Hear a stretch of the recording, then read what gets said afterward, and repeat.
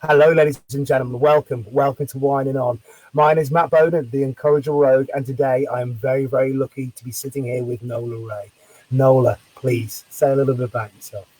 Yeah, hello. I'm being told to say something about myself. Being a mime, I might say that's a bit difficult, but actually, we mimes are quite verbose. To talk about my teacher, Marceau, he never stopped speaking off stage. So here I am saying a bit. I became a mime, gosh, when I was 18, 20. No, when I was about 20. And before that, I trained as a ballet dancer, and I wanted to be Michael Fontaine in the second, very, very much. But when I got a job, which was in Sweden, Malmo, Yeah. in fact, which at first I thought was in Italy, Malmo, I actually thought. Then I found it was in Sweden, and I, I found myself getting injured. And having to rise through the ranks in that company would have taken me about 10 years. And I was not going And to spend so, my life were doing that. you So I changed. just to check? Were you aiming to be a dancer from your childhood? Was that the Yeah. childhood dream? Since I was four, I wanted to be a dancer. Yes. My father plonked me down in front of Swan Lake, and that was it. But as I could Why? be, I thought, When you well, before we go on, just oh, interesting. Can you explain that moment? I'm sorry, we have a little bit of lag. It's very difficult to try and have this yeah. responsive conversation, but we can do our best. Um, can you explain to me why, when you watched Swan Lake, that was it? Like, why did it have such an effect on you? Right. It was just the magic of it. It was the music, which was, of course, one of the best ballet scores ever, Swan Lake by Tchaikovsky.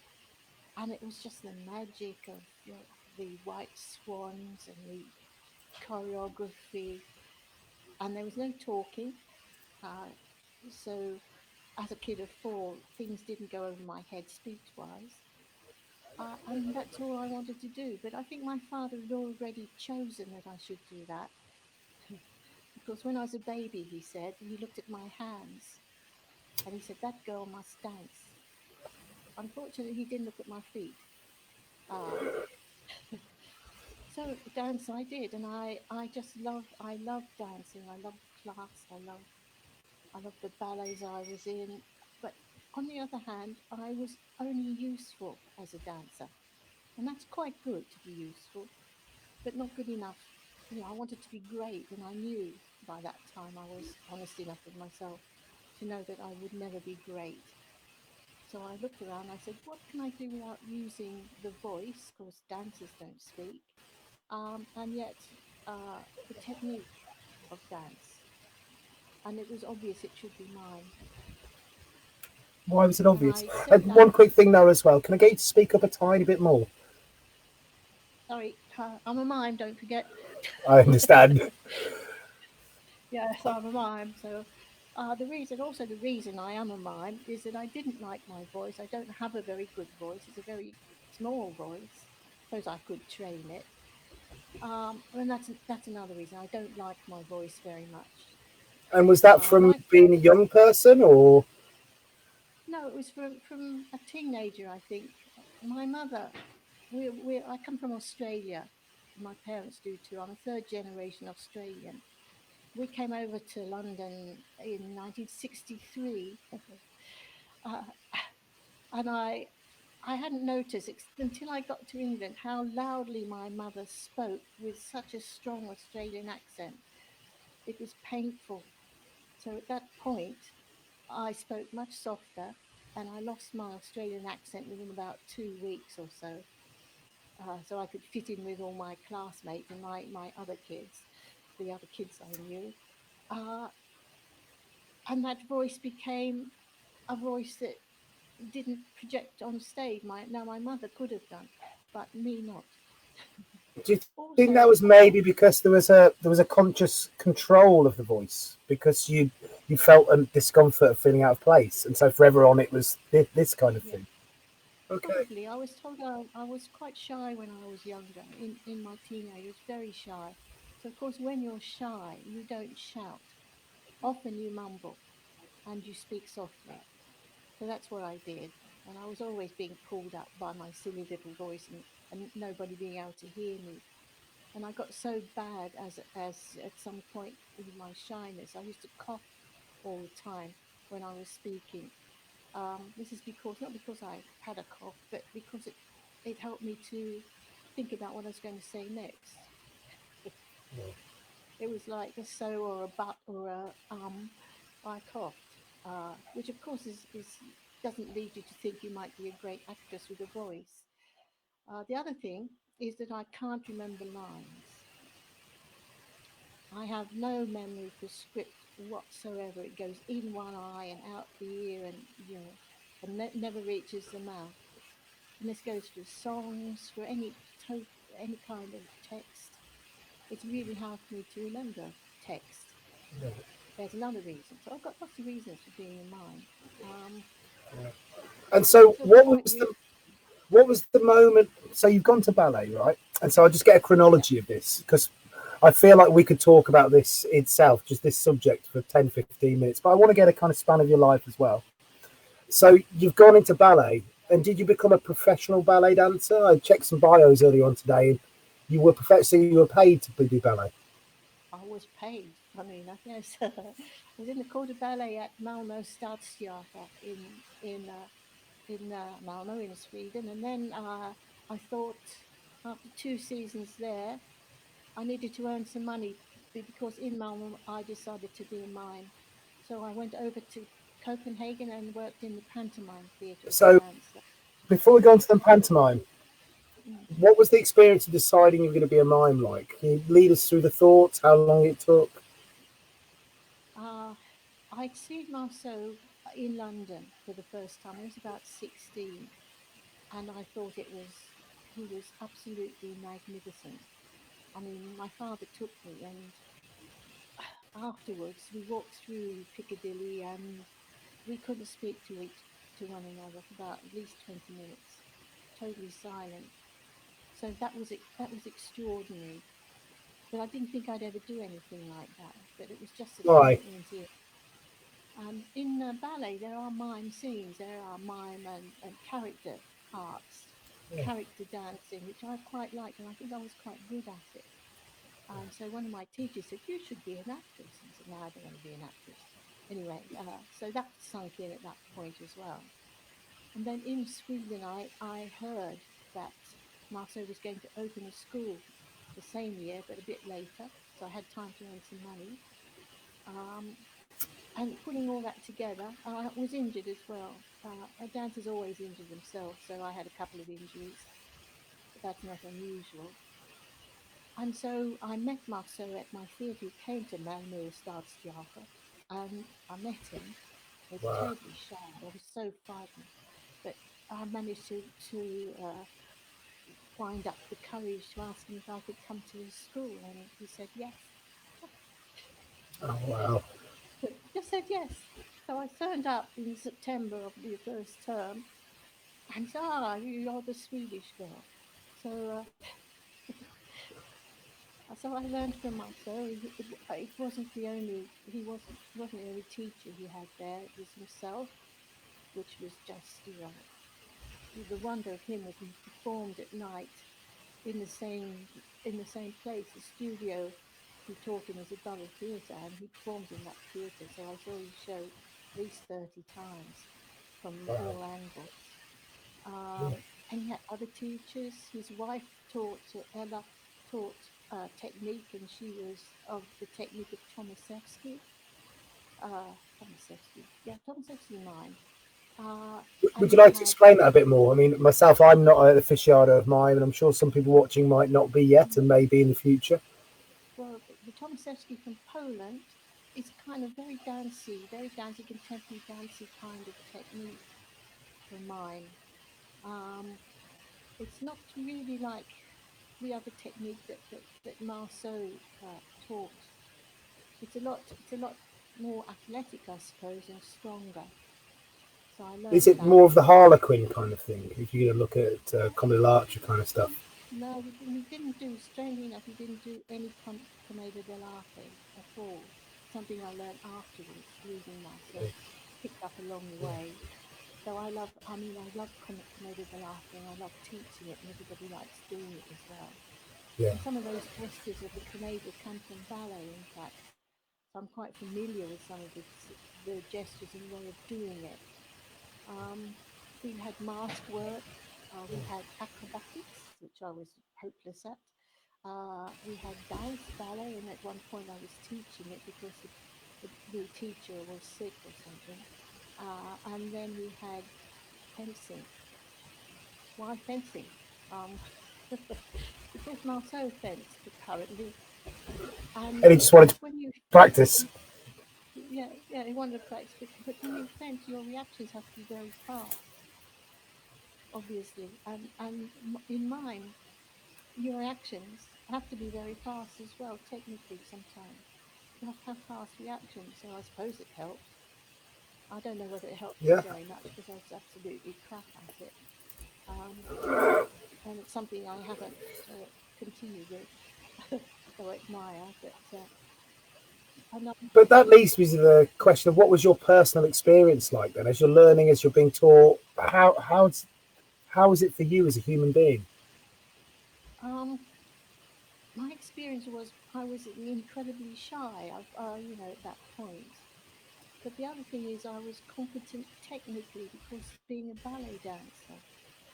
And I looked around to see the other ballet dancers in the class, and there weren't any. I was the only one. So technically, I could get the technique reasonably well because ballet is so difficult that mime is comparatively more easy. But what wasn't so easy was the ideas you must use. Of course, the mime has to have, and I'm a clown as well, but mimes have to have ideas.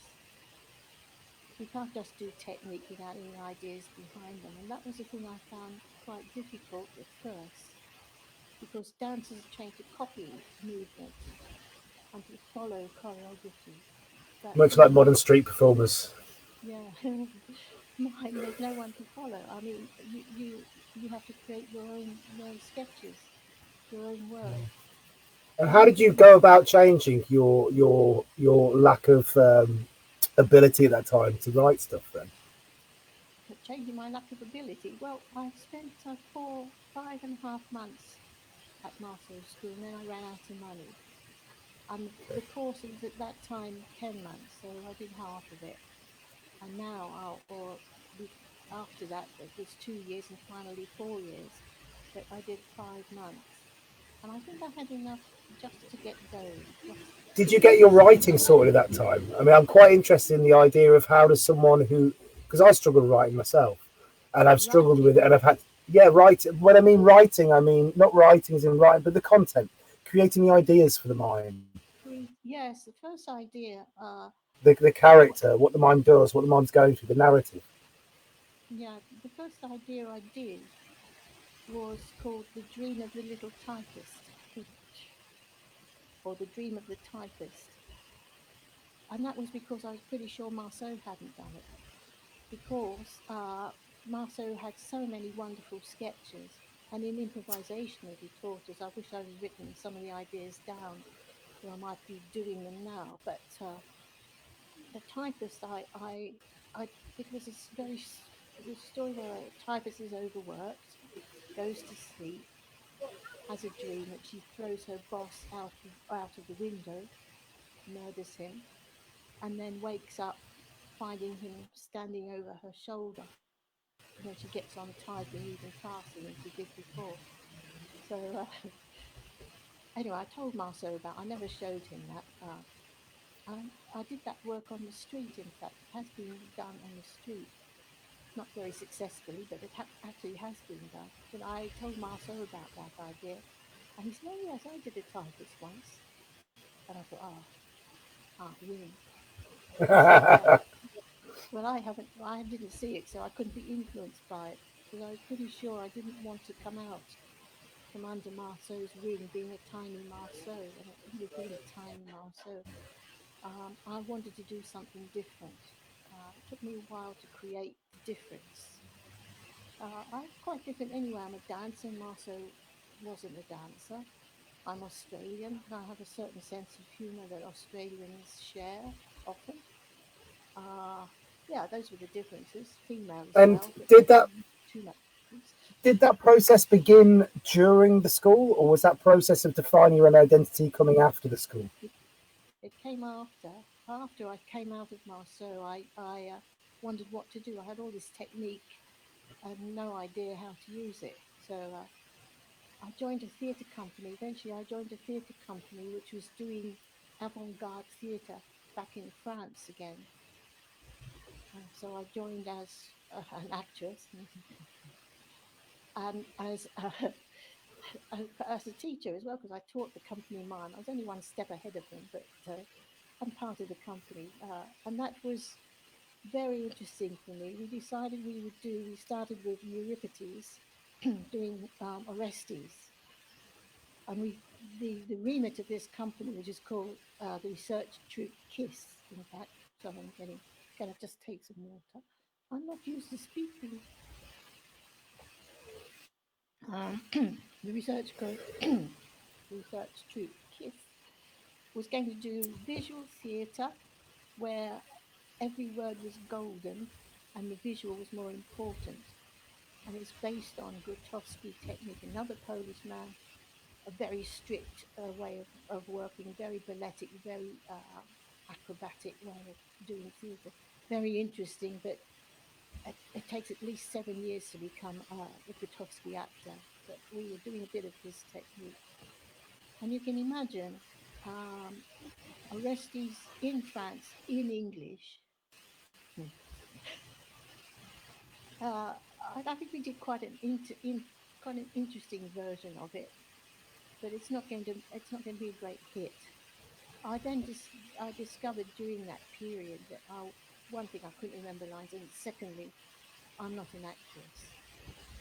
I had no idea how to say words properly with meaning.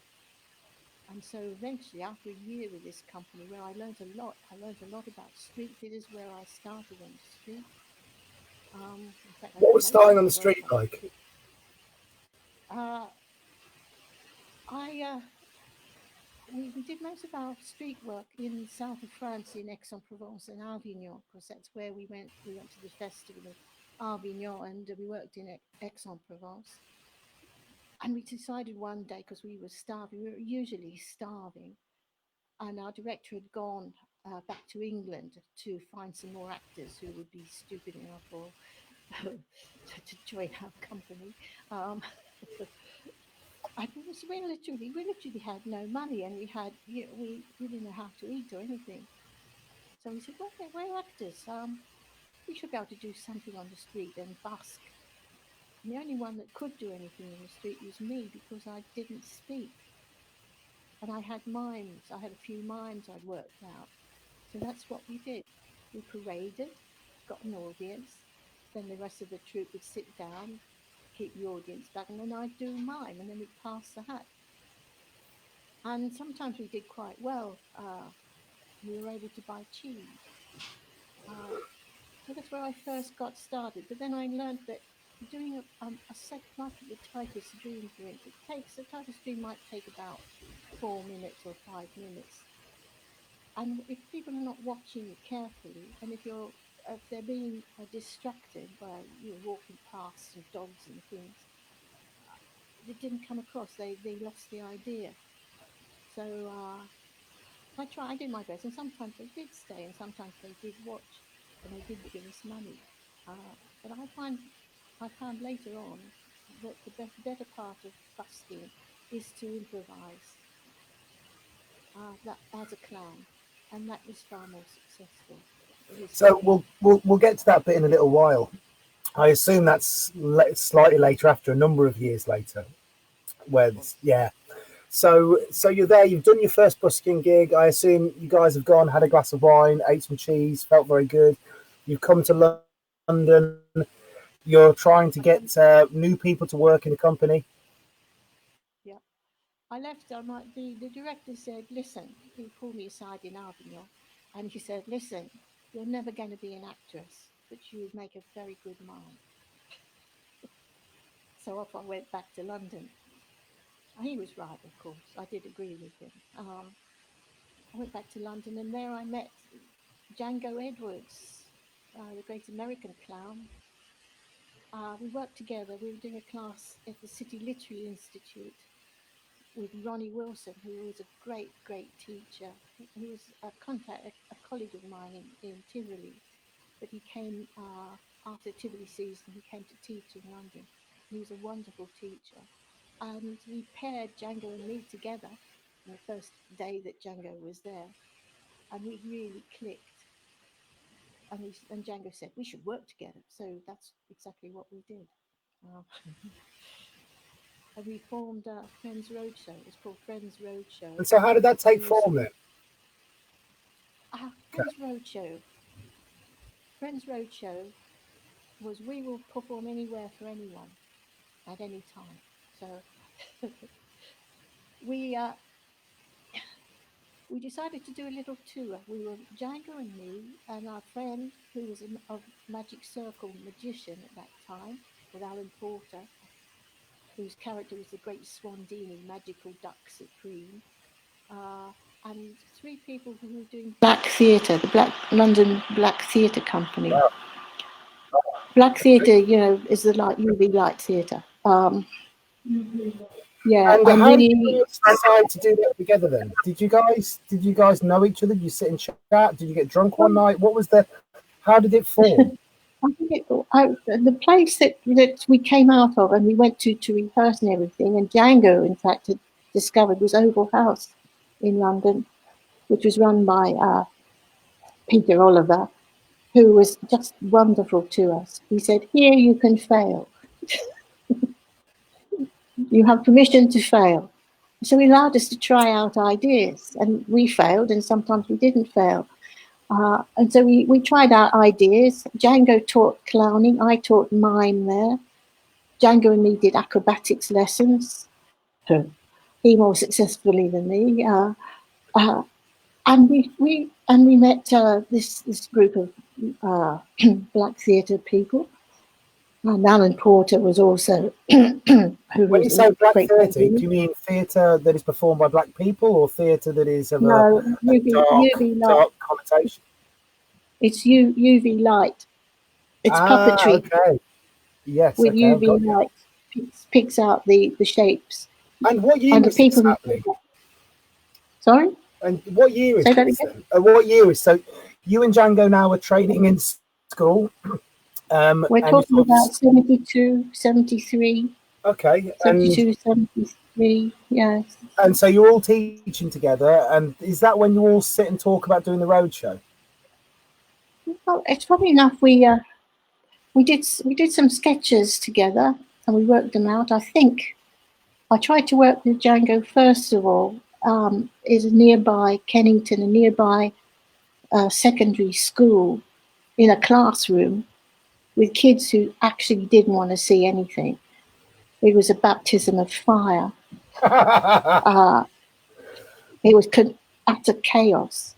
It was real chaos. I think my father was there. My father was a school teacher, and he came to see us. And he took one troublemaker aside at the end, took him by the throat, shook him, and said, "What are you going to be if you grow up?"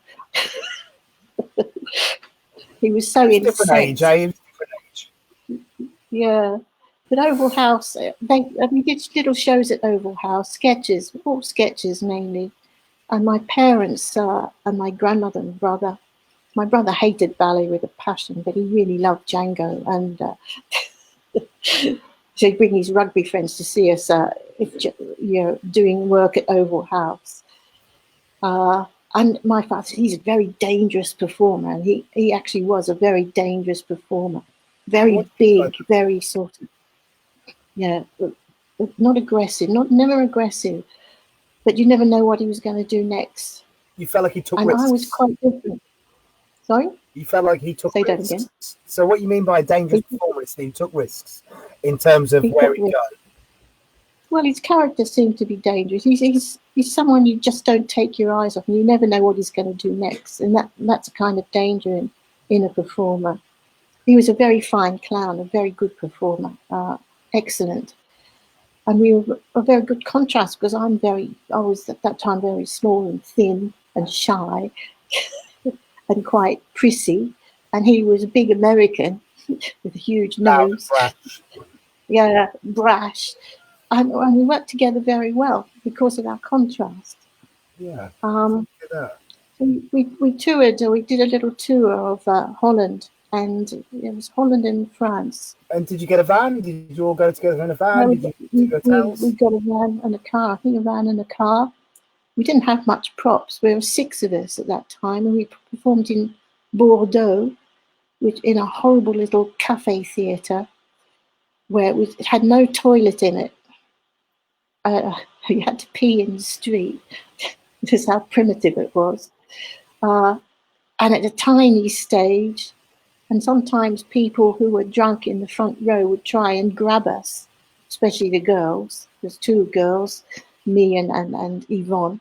And Jango would, when the blackout happened, it had very little technical as well. When the blackout happened, Jango would grab a newspaper and come out in the dark and beat the hell out of anybody who was trying to touch us, and then disappear. But at that point, we spent about 3 weeks or so at this theatre, earning very little, but earning experience and making sketches and developing.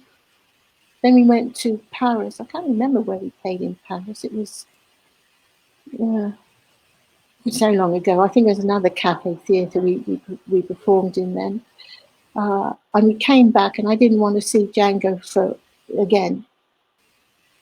And then a month later, he phoned up. He said, I've expanded the company. You want to come back to Friends Roadshow? I said, yes, all right.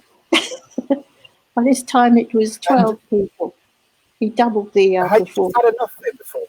When you went back to England, had you had enough of it? When you went back to England, were you kind of tired? I was tired because it was really, really very difficult. These circumstances. I mean, I'm quite tough, really, but I was a bit tired. And I wanted to do something more artistic. But and so, did you feel like the Friends Roadshow was more fun and play and entertainment rather than an artistry?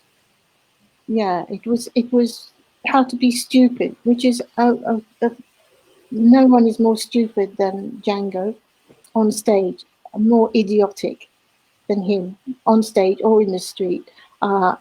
He's got a gift to get away with murder and to get away with being an idiot. No, I've not come across anybody quite as amazing as Jango is at that, which for someone who wants to be a performer, a clown, and mime, it's quite a good thing to have, or to actually look at and to watch. I've lost my thread now. Oh yes, yeah. The fun of talking of performing with Jango is that Django's very strong. You really have to work hard to be up with him, and that's a challenge. And I'm up for a challenge. I always like a challenge. I don't like particularly working with people who are less and who are weak. And Jango certainly wasn't that. So he taught me a lot. Friends Roadshow by this time, we're talking about 73, 74. There were 12 people, including some musicians, so we had a band. We had all sorts of strange sketches, like one sketch was called The Snozzers. Everybody wore white coats and silly noses and bowler hats or chef's hats. We did dance routines and other silly things. We had all sorts of we had choreographed, which is my forte there. We had banana dancing, we had tangos, we had the bread fight, which was tag team wrestling. It was actually to da da da da da da da. Hey, where everybody was just posing rather than doing any acrobatics. The acrobatics was really minimal, but the posing was the thing that mattered.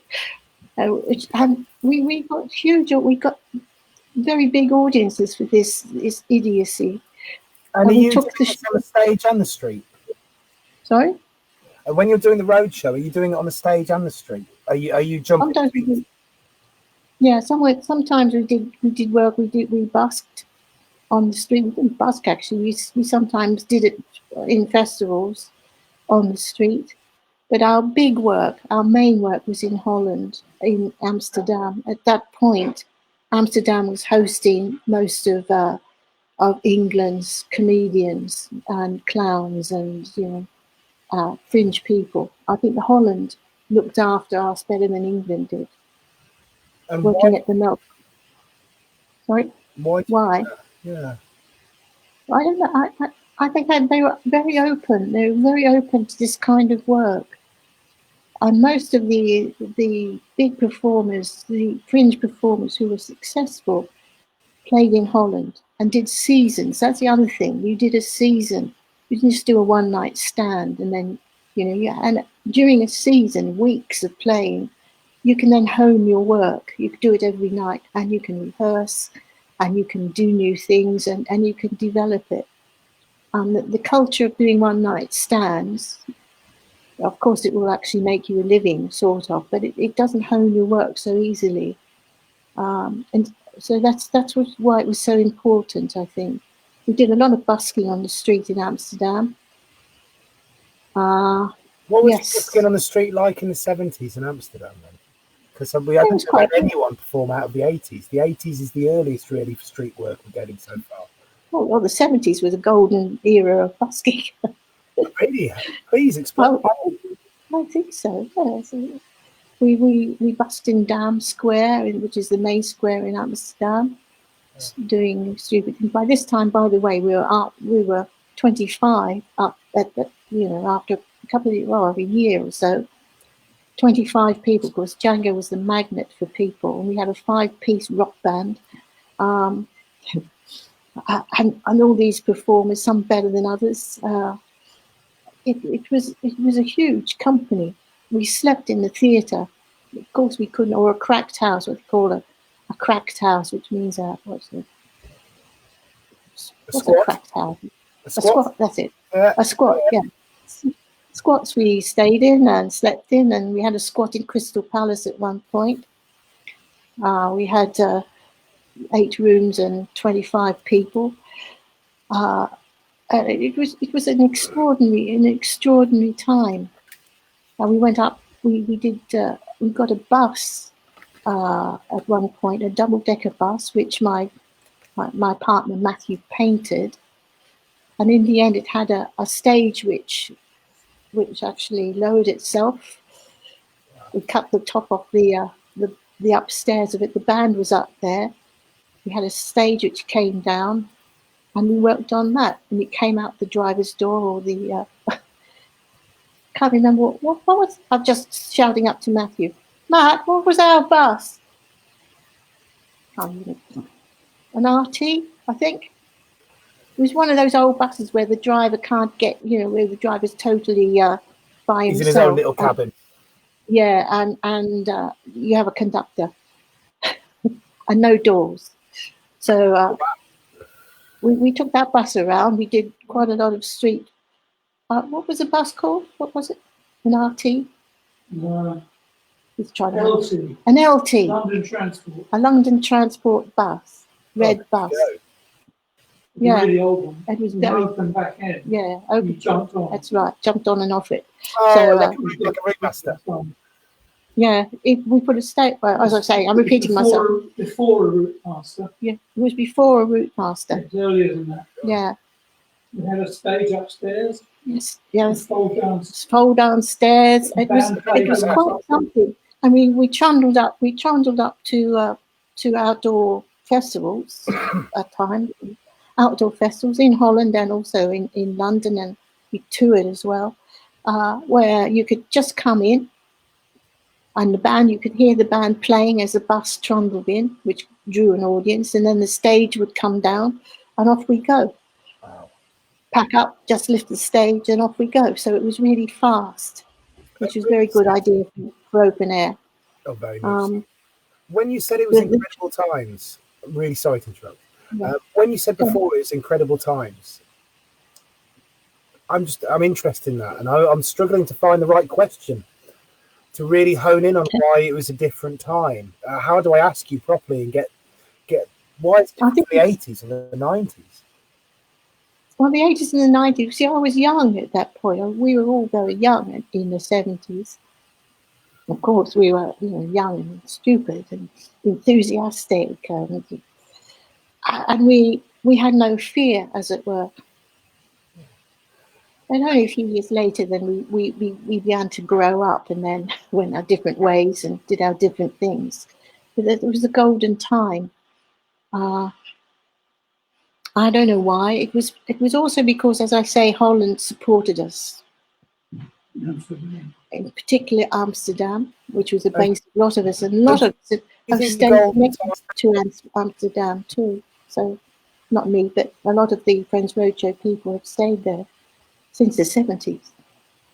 I can believe. Well, it's very France is very supportive. I know Europe as a whole is a lot more supportive of the arts, Yeah. of theatre and circus and culture. It's one of the reasons why I asked. I'm interested because nowadays you find street work particularly is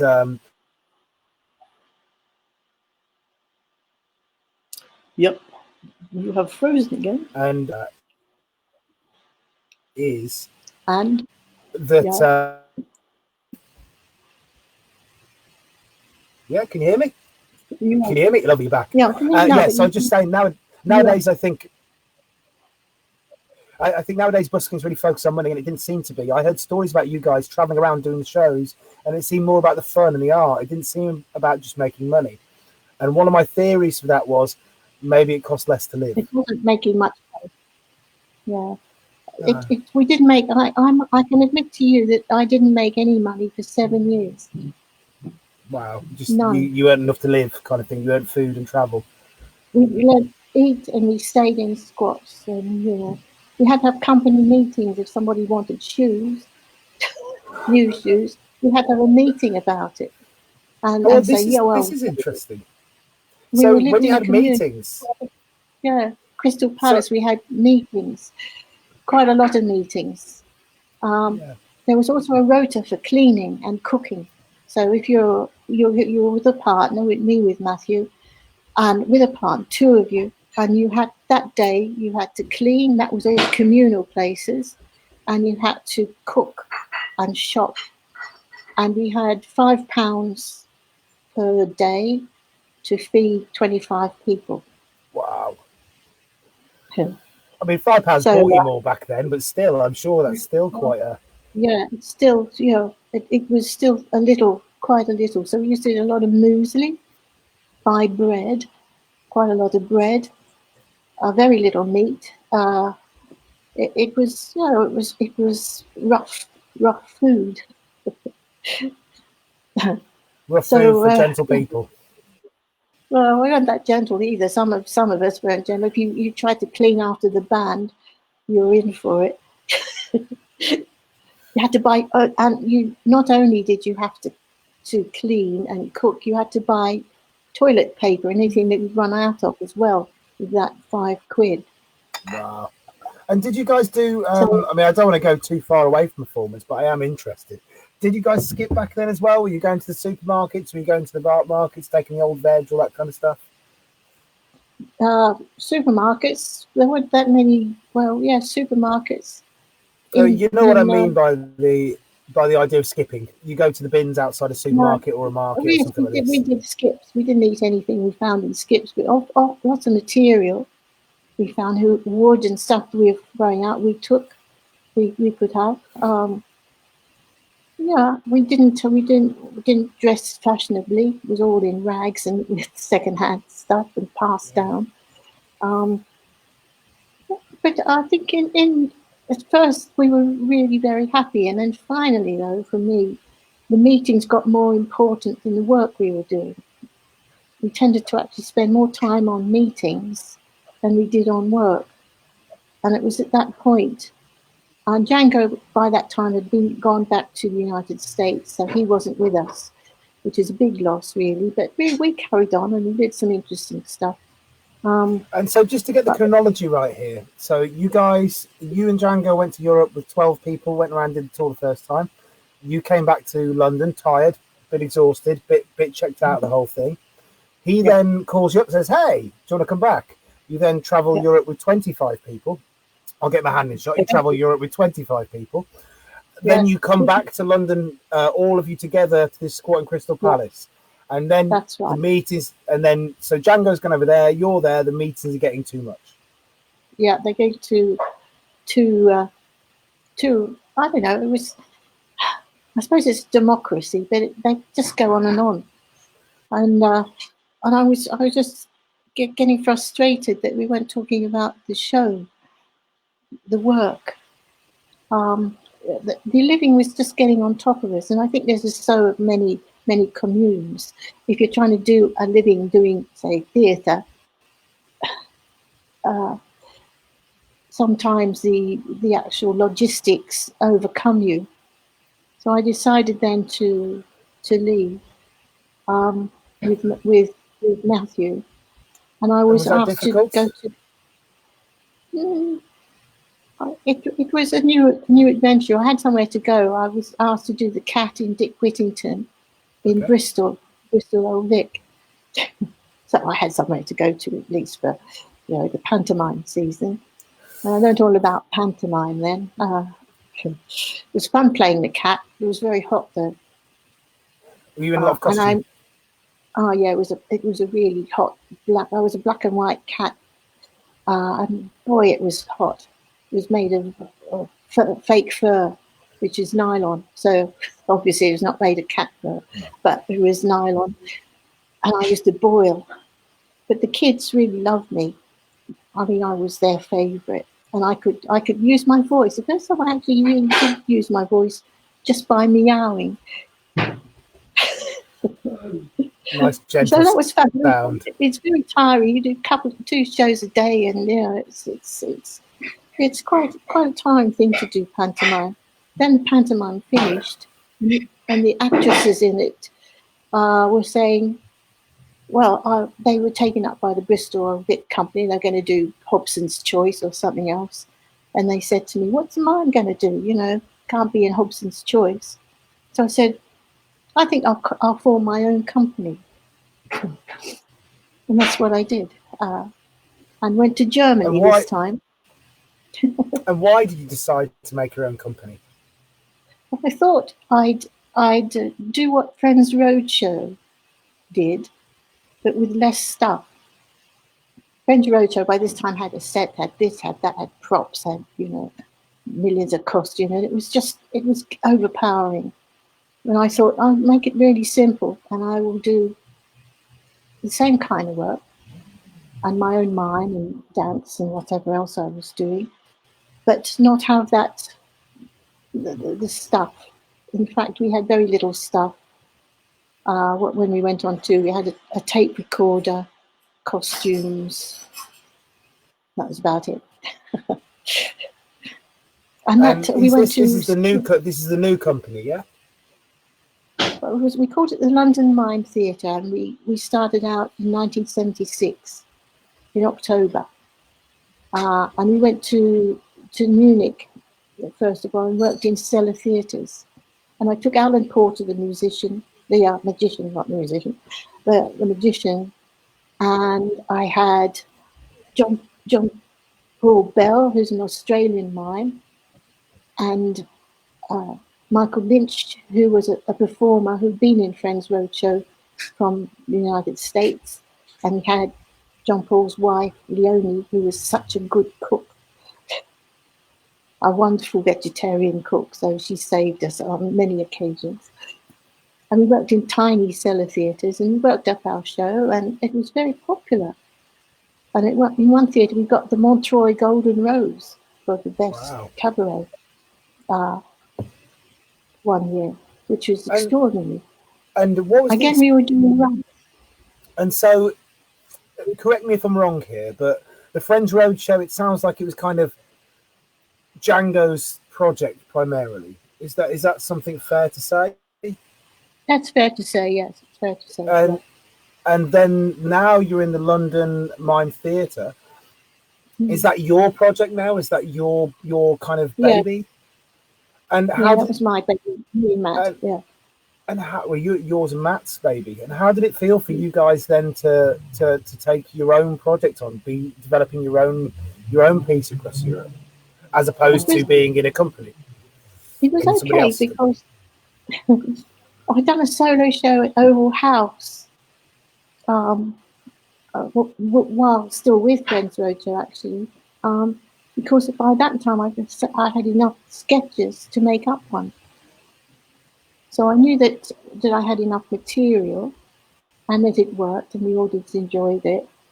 So I was quite confident, really, in Munich. The only thing about Munich is that being in a cellar theatre, the stage is minute and you can't really be expansive. You have to, technically you're very stymied. Lights on, lights off. I mean, it was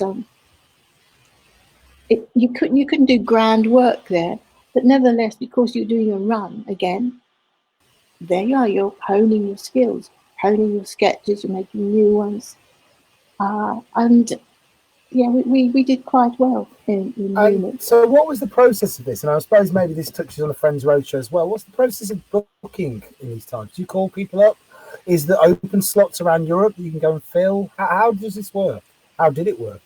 I can't remember how we got into Munich. Honestly, can't remember. I must have known somebody who ran a cafe, a cellar theatre. It's called a cellar. Peter Steik. Peter Steik. Peter Steik. Action Theatre Munich. Action Theatre. Matthew's prompting me. Action Theatre Munich when he was in London. Action Theatre in Munich when he was in London. You've got a very loud earpiece, haven't you, informing me? Sorry, when he was in Munich, he was He called himself Action Theatre London. So when he was in London, he called himself Action Theatre Munich. Right. That way they were clever. So he's an American who is actually a businessman and a performer who took a shine to us and asked some of his contacts because he was actually, he played in Munich. He also played in London. He must have seen us in London, I suppose, and invited us to Munich. And it all started from there. It was called the Modernist Theatre. It was tiny. It was about 25 people. 25, 30 people. It was really tiny. Yeah. Then we went bigger, didn't we, to the Lantern. Bigger was about 70 people. Wow. Okay. On a slightly bigger stage. So that was as a part of life. Is this costing you money to tour at this time then? Yeah. If you're doing 30 people, bigger 70 people, you're paying to tour and you're kind of covering costs at this moment. You can't be making a huge amount of money, surely. Yes. We don't make a huge amount of money, but we are covering our costs, and there was a little bit of salary, not much. No. And in the end, sorry? Did the London Mime Theatre carry on travelling around Europe then? Was there a longer tour than just Munich? You did a full run? No, we went to Paris as well, I think. These are our coming up, yes. I have to tell you a story about, before we leave Friends Roadshow, can I tell you a story about Paris? Please do. The whole of Friends Roadshow was invited to do the Festival of Montparnasse in Paris, which is in the church of Notre Dame des Champs in Paris, which is a big church of 2,000 people could go there. And we did our show on the altar, near the altar, near the altar. And it was really successful. But the Paris elders didn't like it. I think our Brenda Bistansky with her sister Honky Tonk really did for them. And they forbade us to do the other show we were meant to do. So we were kicked out. But nobody knew about it because there was a newspaper strike. So it was not advertised that we weren't playing. Nobody ever knew about it. Yeah, and you don't have the internet like you do nowadays. Yeah, no, there was no internet. So here we are, getting out, and then 2,000 people trying to come in, not knowing that the show is cancelled. But before that happened, we were summoned to go to the Hotel Maurice and meet Dali. Salvador Dali had heard about us, and he summoned us to go and perform for him. Wow. In his suite. And that's what we did. It was really, really bizarre. Really bizarre. His suite was just, it was had sofas and lounge chairs in a circle, sort of, and not very big. Had a chandelier in the middle of it. And Dali had invited people we hated at first sight. They're all psychopaths, not psychopaths. Sycophants. What's it called? Sycophantic. They're all sycophants. His wife was also there, and she just hated us right from the, Gala, his wife, hated us from the moment she set eyes on us. And we started to perform, and nobody was watching us. They were all watching Dali. And if Dali laughed, they did. If we didn't, they didn't. And Gala, her stare would have melted. Oh, it wouldn't have melted anything. It would have frozen the room. And she sat there completely expressionless, face like stone. Anyway, what Dali had done, he wasn't going to pay us, unfortunately, but he did offer us a lot of drink. Okay. So he didn't do the classic trick. He didn't do the sign of painting and give it to you. It was a payment in kind, which was booze. So he had flunkies lined up with trays full of booze, and some of us succumbed. I must say, some of us did succumb, but Jango and I, being professionals, didn't succumb, and we actually performed mostly. But others got totally drunk and got really quite aggressive. And being aggressive is when you're doing a put together show is not the thing to do. But no, Dali never lost his cool. We were shown politely out of the theatre, of the hotel room. I think one of us was trying to roll up one of the Turkish carpets and take it with him. But he desisted. He was politely asked to desist. We went back to Notre Dame des Champs, and here were the 2,000 people trying to get into it because they hadn't heard it. We weren't doing the show. And we were dressed in clowns still. We still had our clown stuff on, and they were just literally grabbing you by the throat. Where's the show? And a cafe theatre owner heard all this. He was in the crowd, and he said to me, I have a cafe theatre down the street. Come, you could play there. So Jango and me and Norkett, our pianist, took his Fender Rhodes to this cafe theatre. And of course, cafe theatre, bloody tiny stage again. But those of the audience who'd heard this ran. And by the time we got to this cafe theatre, which was around the corner, you could hardly get in. It was absolutely stuffed.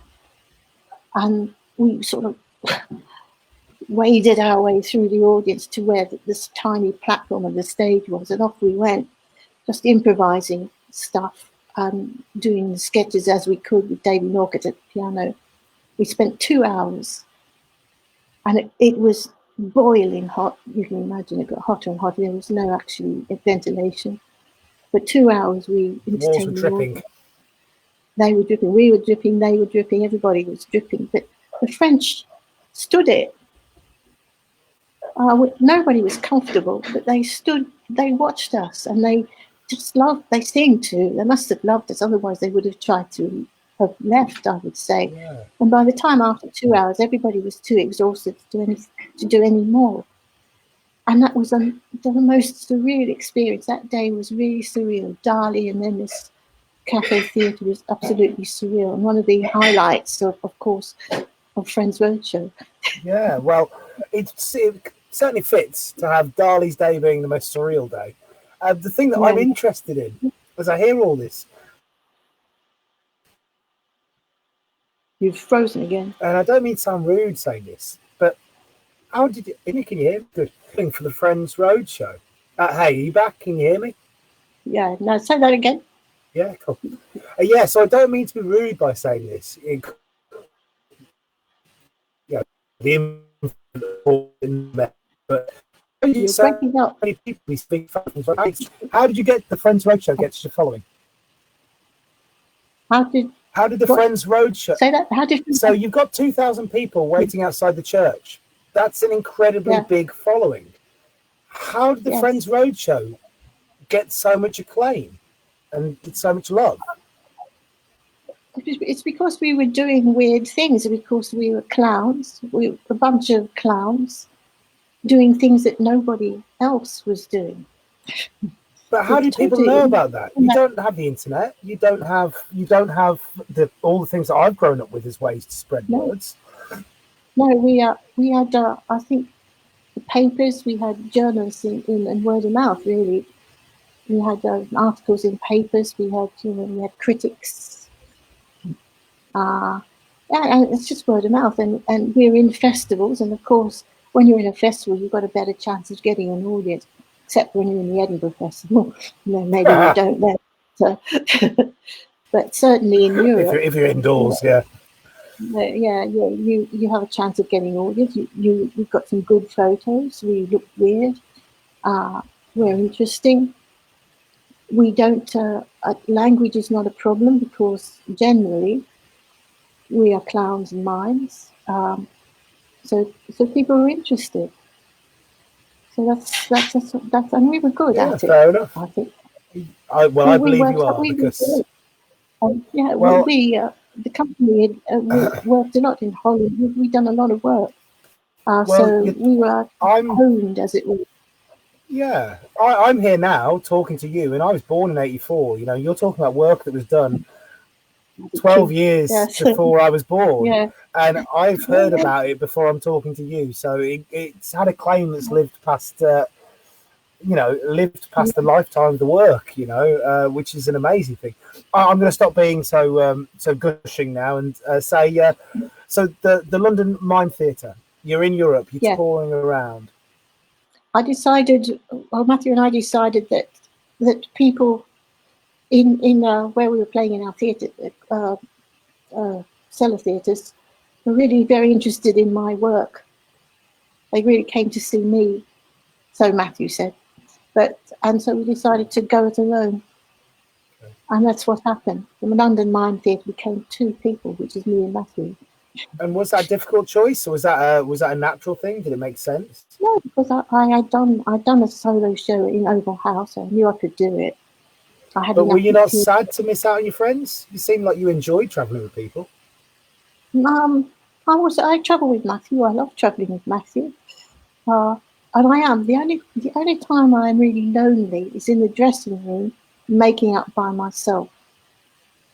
That's the only time. Otherwise, when I step on stage, I've got loads of people there. I can't be lonely. When I stop, I go and have a drink, so I'm not lonely, and I go and eat with people, and I've got lots of friends, and so no, it's not a particularly lonely life. Is it a flippant statement saying you're lonely when you're putting your makeup on, or is there something more meaningful to that? Well, for instance, dressing room banter. I mean, I did a show with Sally Owen, who's an ex-Ballet Bear, and we did a show called And the Ship Sailed On. And we toured that quite successfully. And we came into theatres, sometimes they were quite big theatres, and we didn't ask for a dressing room each. We were always in the same dressing room because it's the banter, it's the talking, it's the sort of, the jokes, and that's what I miss. So and I suppose if you work alone, you are putting your makeup on alone, aren't you? You don't get the banter. Yeah, you are. It's quite lonely, and did you foresee that? Did you foresee that when you set on the path to be a solo performer? Did you foresee that loneliness, or was that something you discovered after? No, not really. I mean, it's a price it's not much of a price because, as I say, it's only in the dressing room you get a bit lonely. Otherwise, you're not. During the day, you're setting up. You're talking to technicians. You're eating with technicians. You're talking to people. And sometimes this before the show, they're sort of a bit silent and a bit contemplatory. is something that is quite necessary to do, so you can actually concentrate on what you're about to do. Yeah. So sometimes when I was in England, I would make up and I'd have the Archers playing on the radio. So I hate silence. Strangely enough, I'm a mime, but I'm not very fond of silence in general. So here at home, I've got the radio on. Matthew and I fight because I like talk. I like Radio 4. He likes Radio 3. We're always fighting about what to listen to if everybody can hear it. So silence is something that's only on stage for me. Really, I like sound. I like words. I like, not particularly saying them myself, but I do love language. Do you have a busy mind? And I have that busy mind. I'm a busy mind. Mind. Yeah. Is your mind working all the time? Hence the need for things to focus on, and external things to put your mind on. Yes. I like to. I don't know. Yes, I get my information. Someone once told me that the reason I can't learn script very well is because I do not have this, strangely enough for mine, a visual memory, which is very strange to say for mine, because you think a mime would have, but an oral one. So I remember things I hear rather than what I see. Well, I can certainly empathise with that. Yeah, which is odd. Very odd.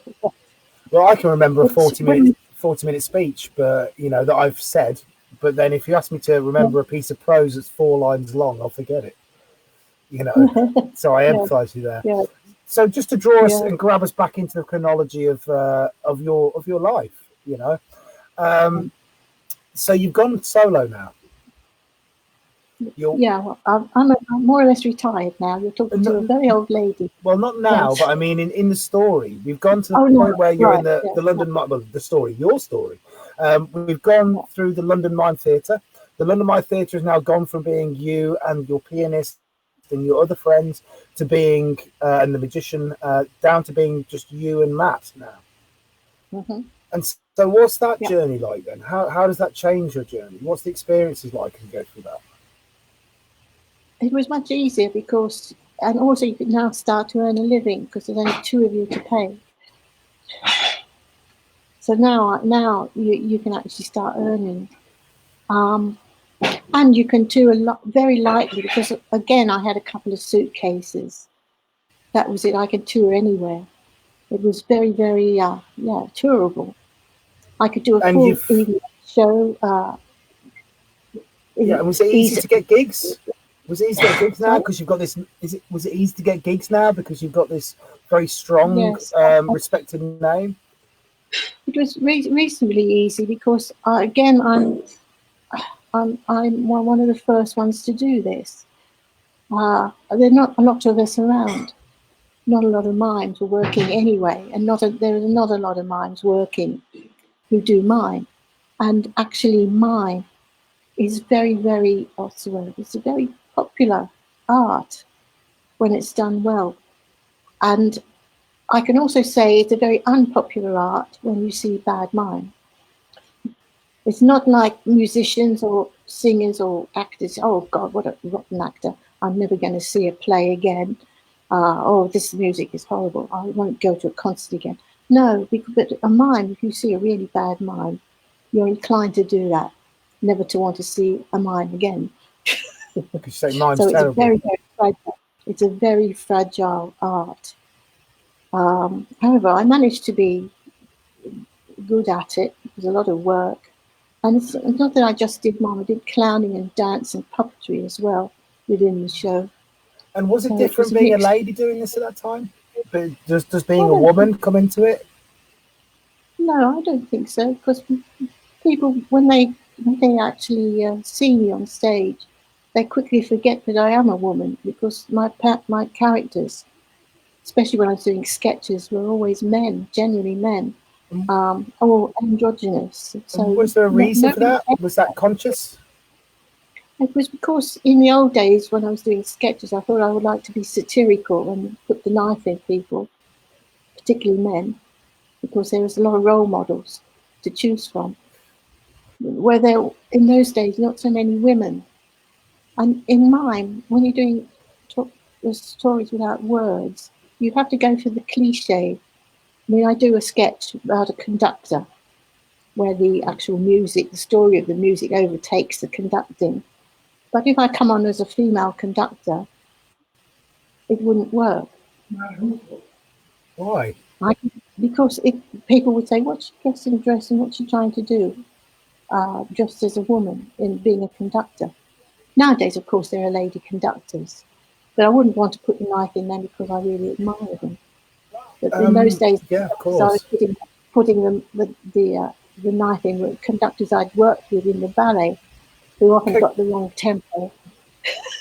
I just spoiled the performance.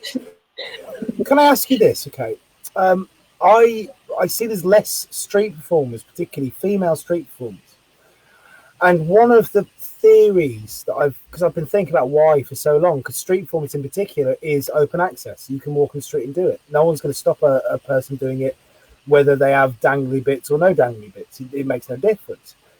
Why is there more men than women in street performance nowadays, as much as there was before? I think that's so of most things, though. It's coming up now. I mean, there used to be very few clowns, lady mimes. There's still very few lady mimes. But lady clowns are there are many, many more than before.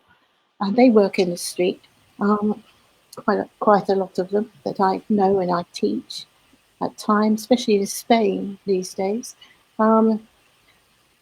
Also, sometimes it depends on the situation you're in, because you can be hassled as if you're overtly female, as a female clown, for instance, or mime, looking female, sexually hassled.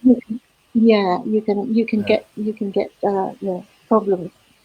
But the other thing about that, if you are like Jango and you dress androgynously,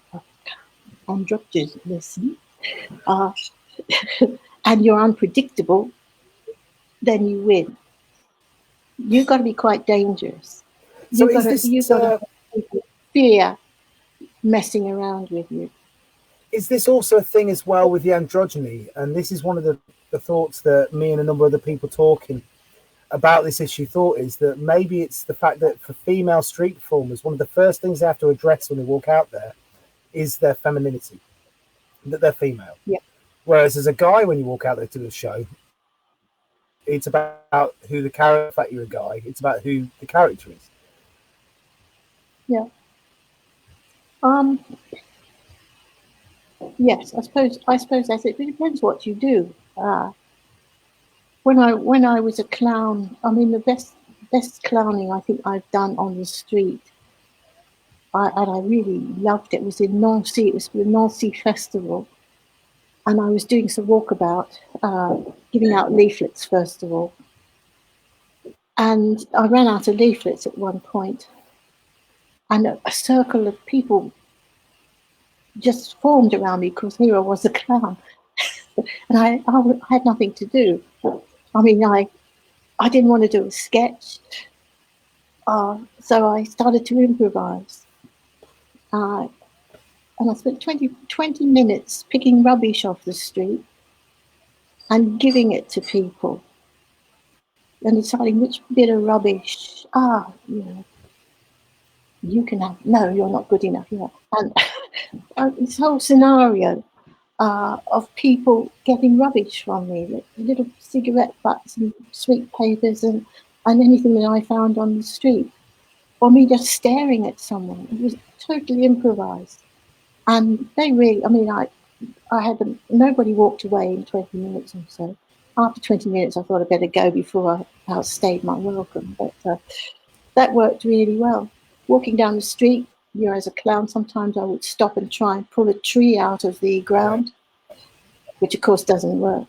But it's things like that that is more successful, as far as I can see, for me anyway, busking or street working the street than trying to do sketches. On the other hand, in festivals, especially in Europe, in Italy in particular, a lot of them are open air, they're in the street, and I've done plenty of those. And I've had a ball mostly, you know, really.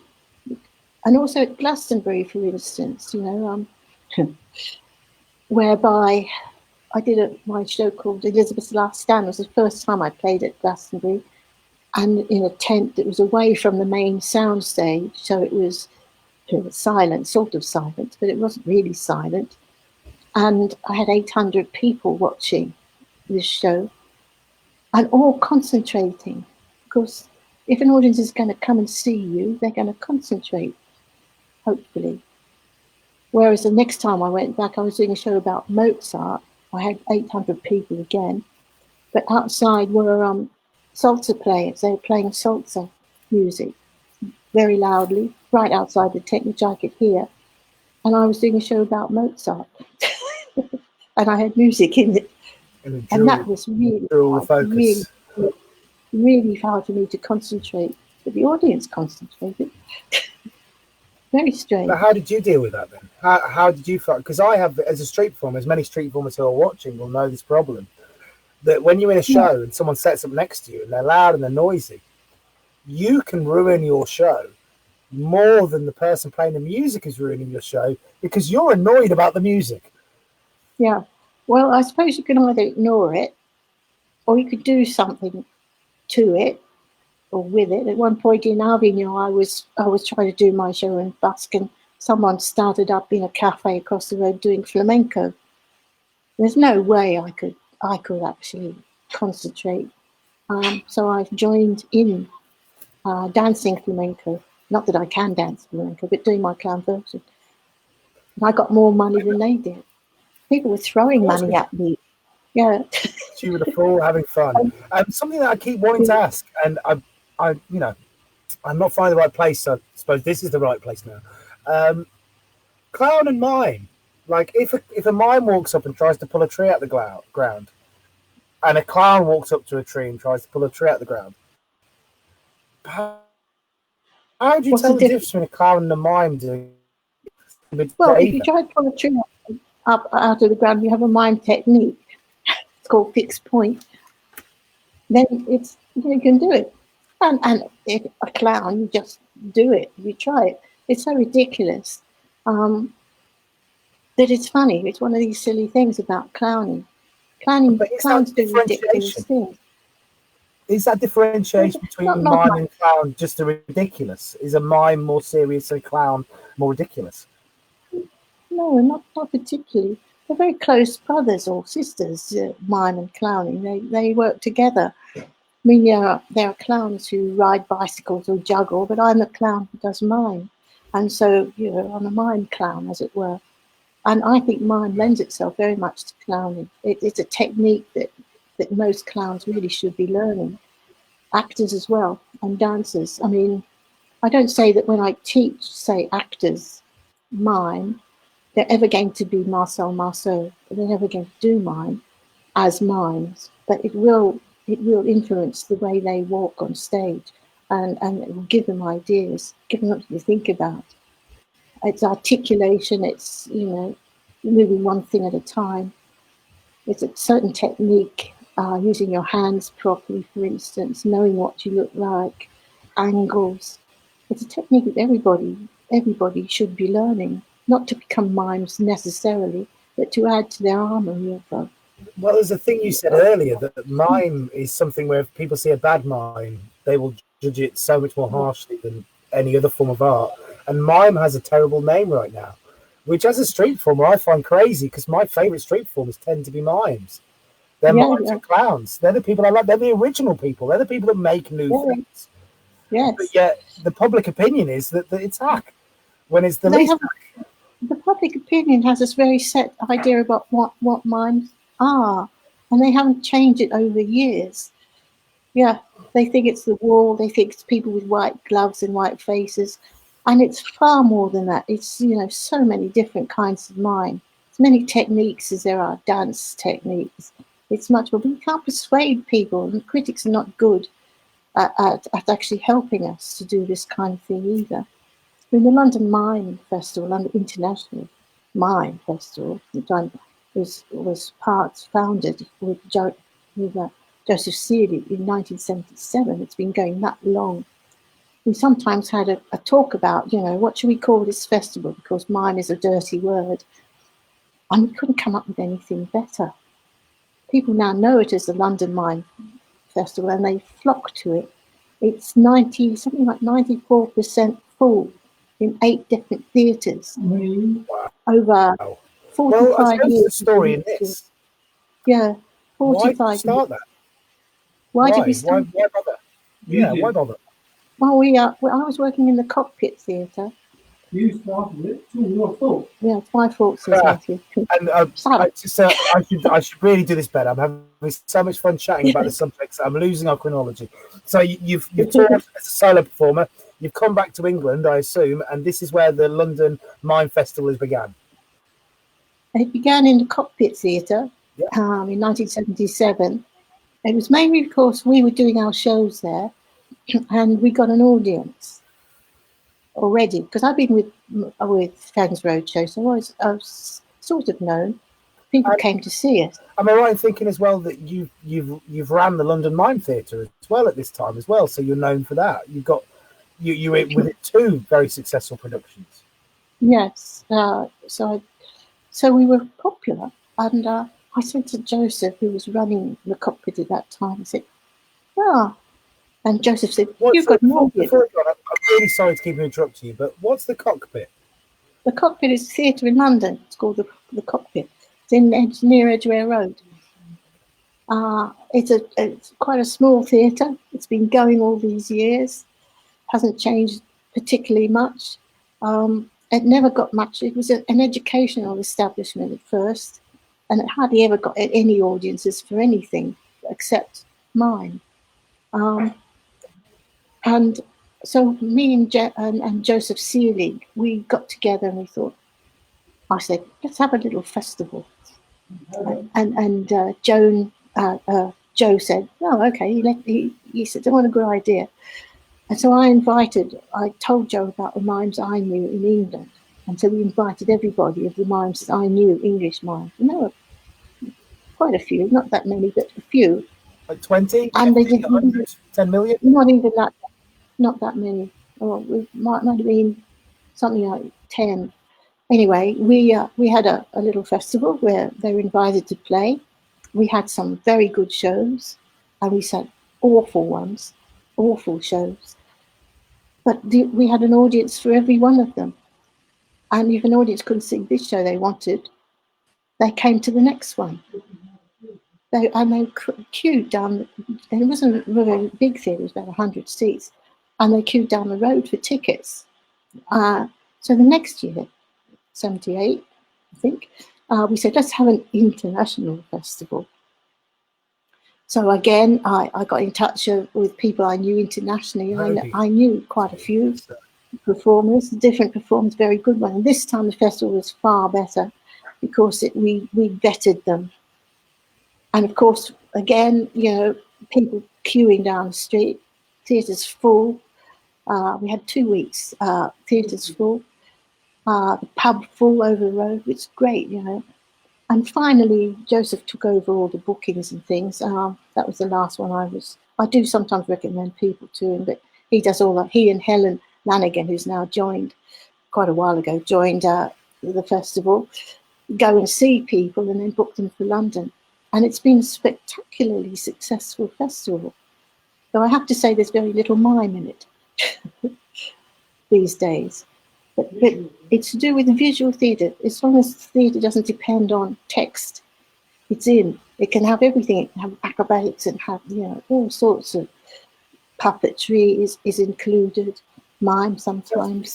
Shut your gob theatre. Sorry? Shut your gob theatre. Shut your gob theatre. Shut your gob theatre. Yeah.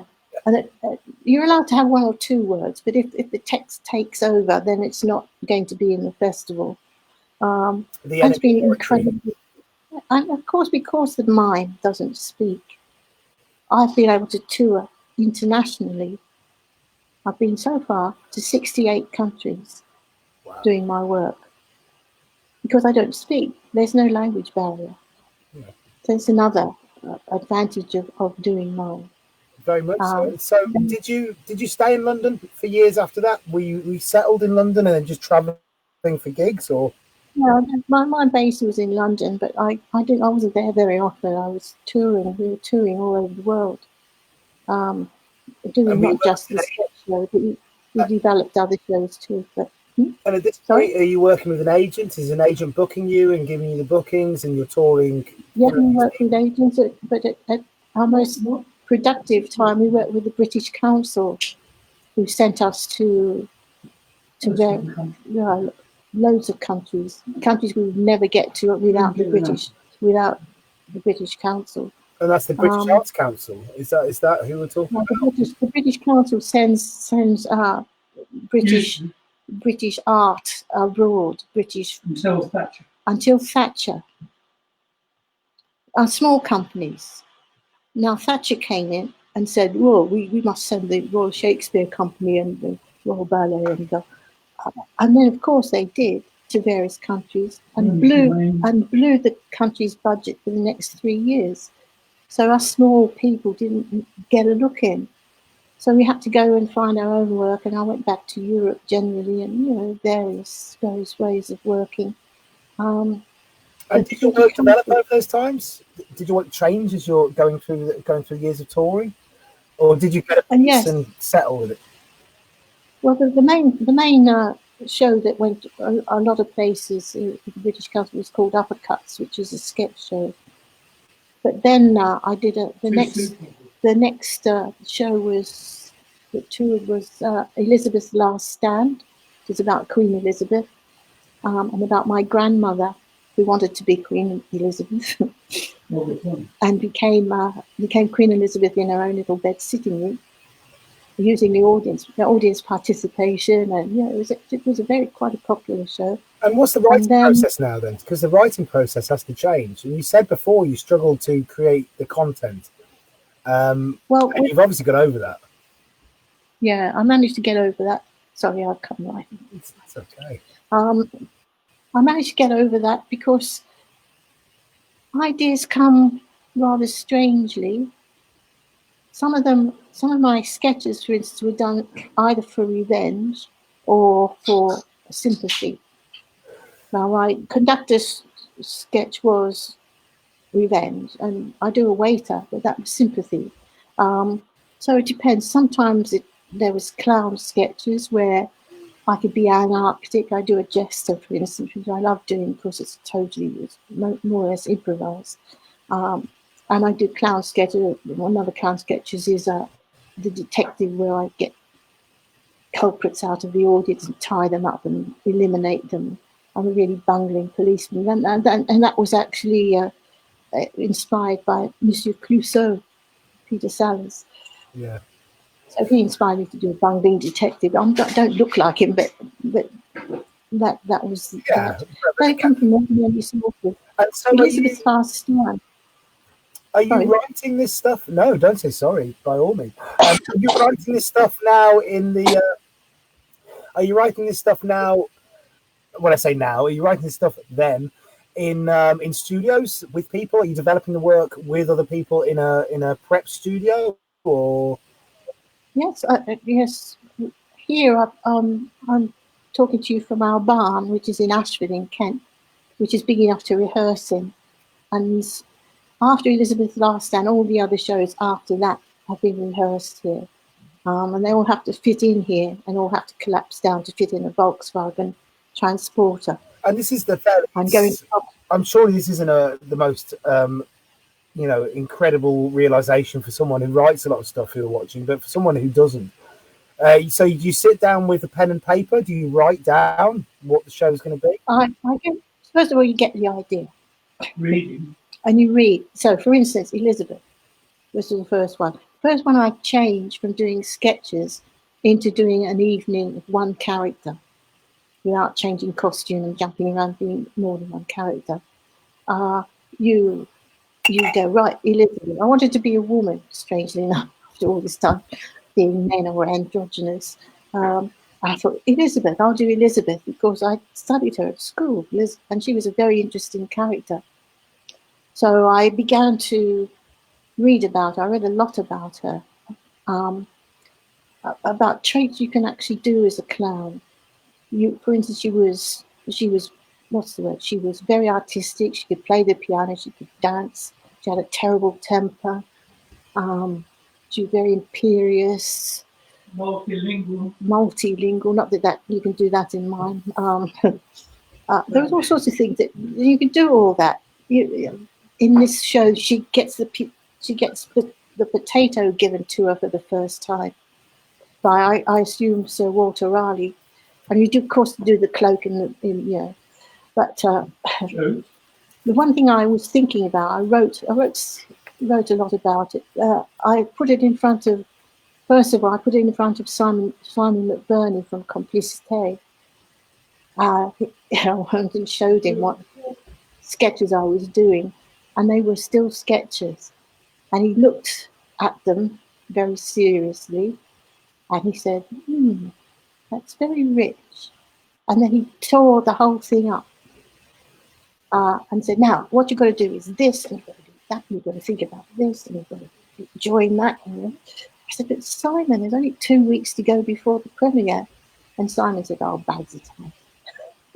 So we changed totally our way of actually working, not sketch anymore, but something based on a character. He said, you've got to base your character on someone you know. And that was my grandmother. And so it became, it was so important that he said these things to me. And the story then it actually gelled together as a story. The character worked. It was no longer sketches. They all sort of had a link. It had a logic to it. And so is this essentially he's created a through line for the sketches? Yeah. Okay. He also said, base your character on someone you know. It can be any, it doesn't have to be your grandmother, but I thought someone like my grandmother trying to be Queen Elizabeth would be very funny, because she was nothing like Queen Elizabeth, obviously. Yeah. But I was also thinking inside every woman, every small and shy woman, there might be Queen Elizabeth trying to get out. That was another thing about it. In a small shy woman, there's a Queen Elizabeth there somewhere, and here we show the Queen Elizabeth that gets out and tries to do Queen Elizabeth in circumstances that are not the royal court, but her using utensils around her plate. She's got a toaster, she's got a feather duster, she's got all sorts of things. We're using the audience, again, this is audience participation, as her courtiers. And they come up on stage sometimes and they give her things, and and at one point I bring a lady up to have a cup of tea with. And we have sound effects where the lady, of course, doesn't know we have sound effects, and so she gets it totally wrong when she's stirring the cup or drinking it or putting sugar in. And we make fun of that. I mean, sorry, I'm coming forward. It's okay, you can come forward if you like, by all means. No, I don't want to show my teeth or anything.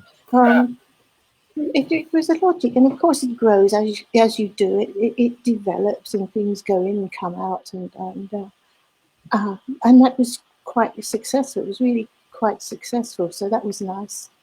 I worked. What year were you out there then? When this has gone and it's 1990, Elizabeth. I started in 1990 to do such shows. We went back to sketches again though. So I worked with John Mowat, who's an old friend of mine, on Shakespeare. So let's work together and let's do Shakespeare. And so we did. We started with, the show starts with Macbeth. This is John being Shakespeare, writing Macbeth, and being helped or hindered by his wife, Anne Hathaway, doing household chores, and they become the stirring of the witches, and it's again, kind of feel, I've got to wash this blood off my hands now.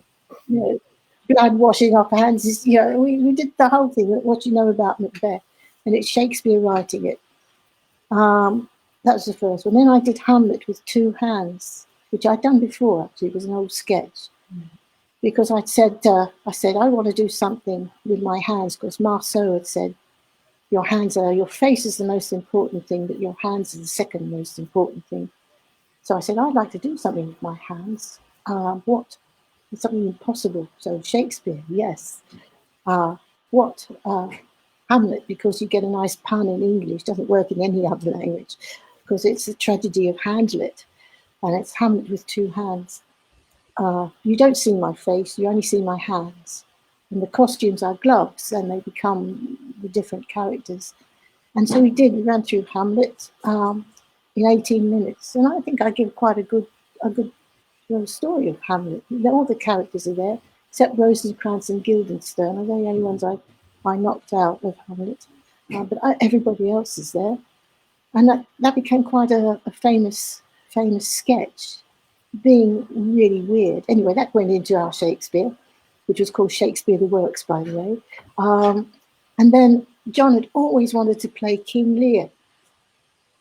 So we wondered, King Lear, how do you do it? And then we went to see the Moscow State Circus in the Dominion Theatre in London.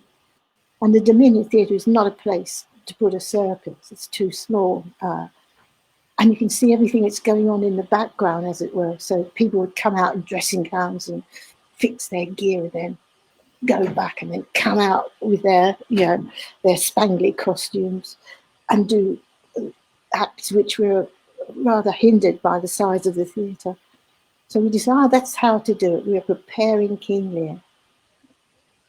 And John wanted to be King Lear, of course, but so did I. So I'm his younger assistant. I think I'm going to play King Lear, but he grabs the crown off me and gives me a jester's hat. And then I spend the next moments of the show trying to sabotage him. I play a dummy, a ventriloquist dummy, as his fool, and I sabotage every move. And he doesn't speak at all. He speaks Bulgarian. We think it's Bulgarian because or Russian. It's not really Russian. It seems like Bulgarian, but he's got this nonsense language. Anyway, he ends up by pulling my head off, which is a trick. Really nice to end the first half of the show. And then the second half, we had an interval. It was so long, this show. And we did Romeo and Juliet. That's the first thing I actually started to work on. That's because it's even Stevens. Romeo and Juliet are characters that have equal gravity and weight. But he played Juliet and I played Romeo. I played the nurse. I played the friar. Who else did I play? I played various servants and musicians. And John played Tybalt and the Prince of Verona's horse. And Juliet. And that was, again, Shakespeare's story. We left out Mercutio and Benvolio.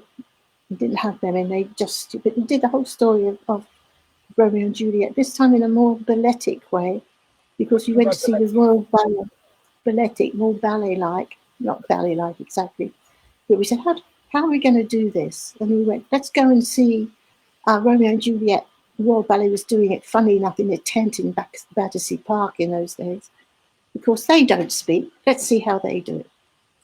Wonderful ballet. I mean, Romeo and Juliet, Kenneth McMillan's Romeo and Juliet is just wonderful. If the right thing, it's got a beautiful piano piece in it. Yeah, we were inspired by that. We didn't use any or hardly any of the music of Prokofiev. We have Peter West, our musician, who wrote the music for it, and he thought it should be a 50s film type music, which it became. And so, we did those plays. The British Council took it on. Strangely enough, the British Council's remit is to spread the English language.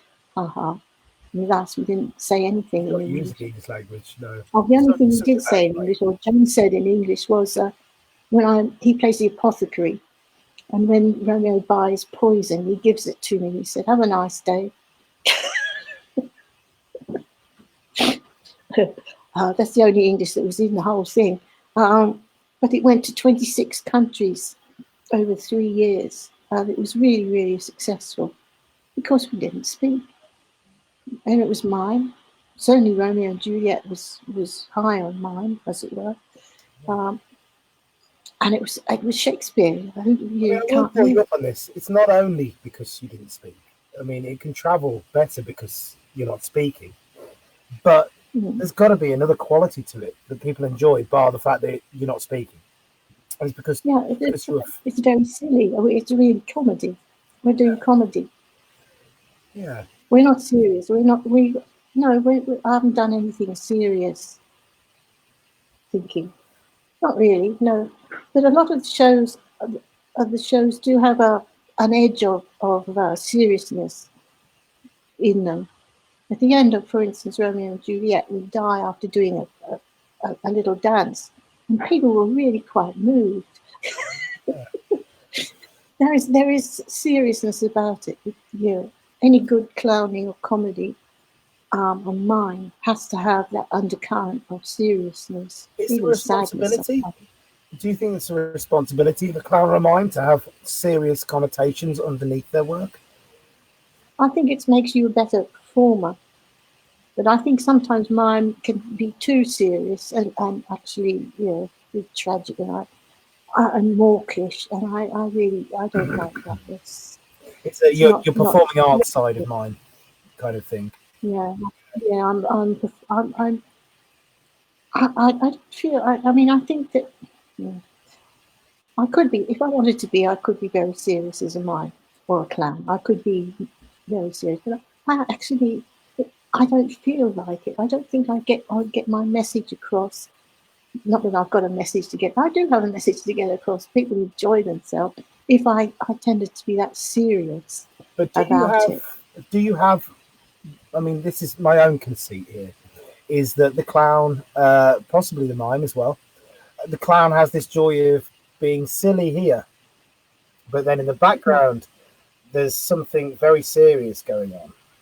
Yes, that I think is necessary for a good clown. It's not an half a minute. If it's an half a minute and it's gag theatre, which is skillful to have gag after gag, but really it doesn't get to you. If you're going to touch people, even with humour, you have to have a certain underlying seriousness about the character or the characters. You have to. The audience has to feel sympathy with you to have that fully rounded effect of clown, comic clown, I would say. Yes. Yeah. Well, thank you. That's incredibly interesting. So just to get back to the chronology and to tell more of your story. So what happens after you do the Shakespeare show? Then I did a show, another Shakespeare.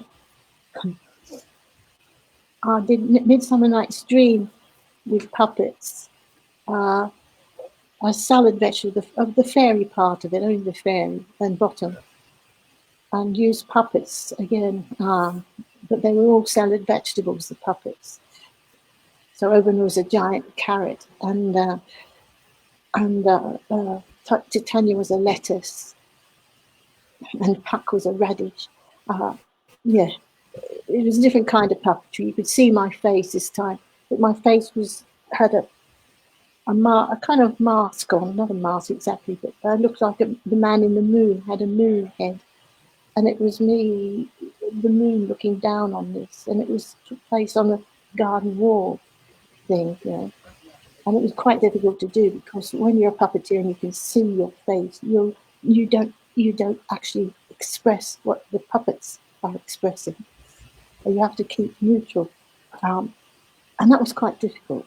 But it was quite a funny piece. And then I in the end, I played bottom, doing Pyramus and Thisbe and Pyramus. Again in mime and playing all the parts. It was quite a long sketch. I did do a serious thing in that show, another sketch called The Prince's Toys, which is to guitar music, because I have a friend who plays the guitar. And it's a Russian guitar piece. It's called The Prince's Toys. And it's about a prince who mistreats his toys and they come back and wreak revenge on him. So it's like a precursor to Toy Story. Yeah. Well, it was more murderous than that. But I enjoyed doing that. But it was quite abstract, and nobody could really understand it, so it didn't last very long. But then I suppose that's the other issue with art, and not just performance, not just mime, not just music, but all of art, is you have this battle between the message that the artist wants to convey and the ability to communicate that to an audience. Yes. And you can't just say it outright. You can't, because people won't just be told something. They don't want to. They want to have things inferred and gently played. But then you have to create a balance, surely. Yeah. Well, the next show, the next two-woman show, was with Sally Owen. We got together, and we decided to do some with a guy called Carlos Traffic, who's an Argentinian who lives in Amsterdam, who's our director. And as we are all immigrants, because I'm from Australia and he was from Argentina, and Sally had been immigrated to Nigeria at one point in her childhood, we decided to do a show about immigration. And we set it in a really lousy cabin, really nasty looking thing, the lowest and the worst, near the engine room. And Sally played an Italian Catholic, and I played a really uptight Scottish woman. And we were actually voyaging to the other side of the world to start a new life, generally.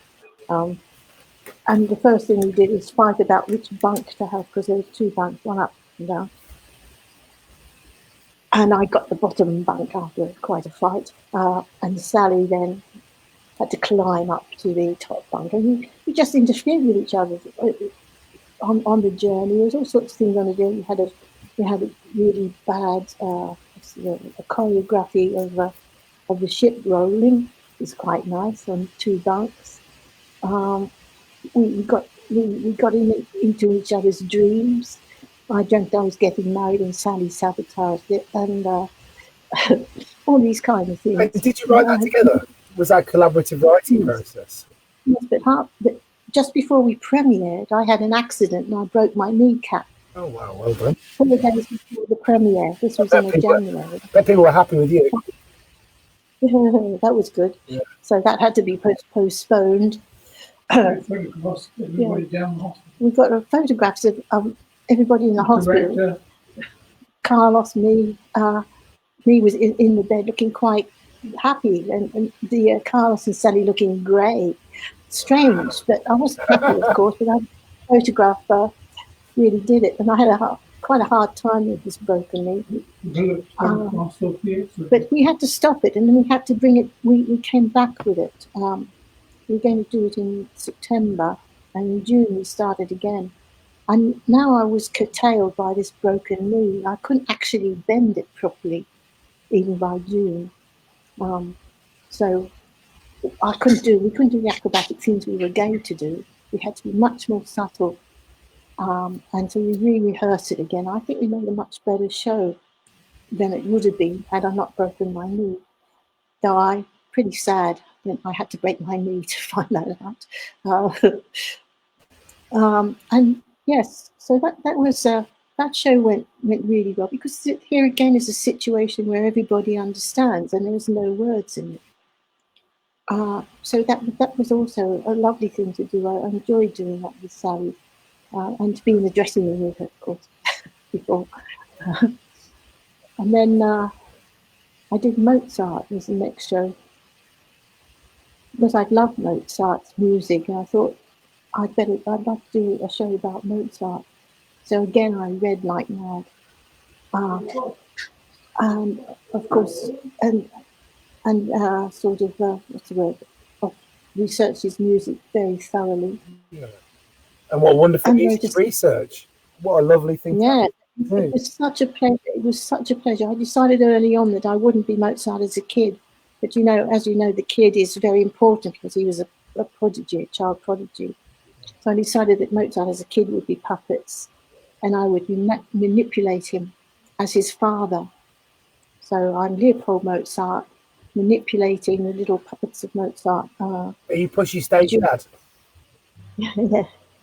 And the second half of the show, I get rid of my father and I Mozart, and so, and that was a really nice show to do. It was very, very popular because Mozart, again, like Shakespeare, Mozart sells. Mozart is an interesting subject.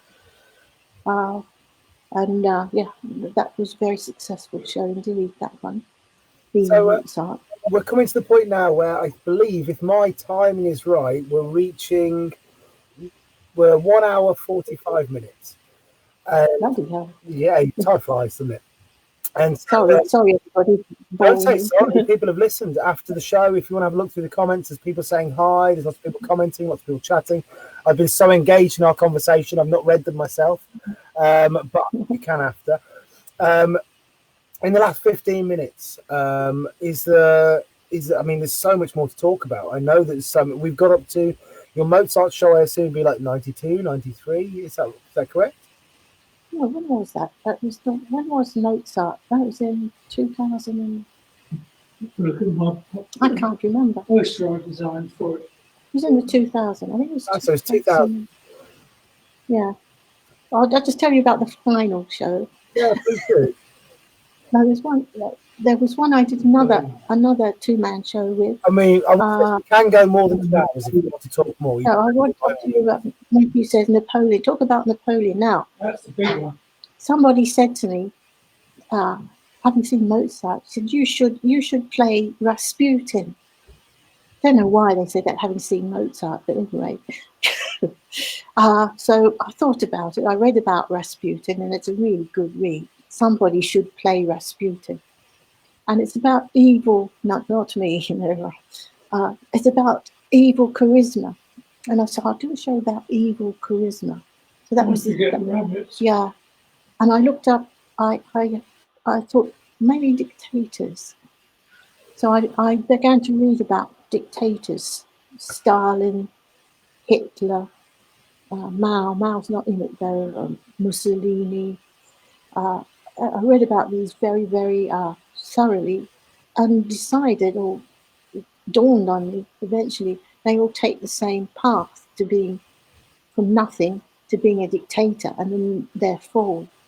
They all start as nothing, having had a defeat. Then they step into a vacuum. Then they get an idea. Then they make their idea. They transform themselves. Then they have their moment of glory. Then they get paranoid. Then they destroy everything, and finally they're either dead or exiled.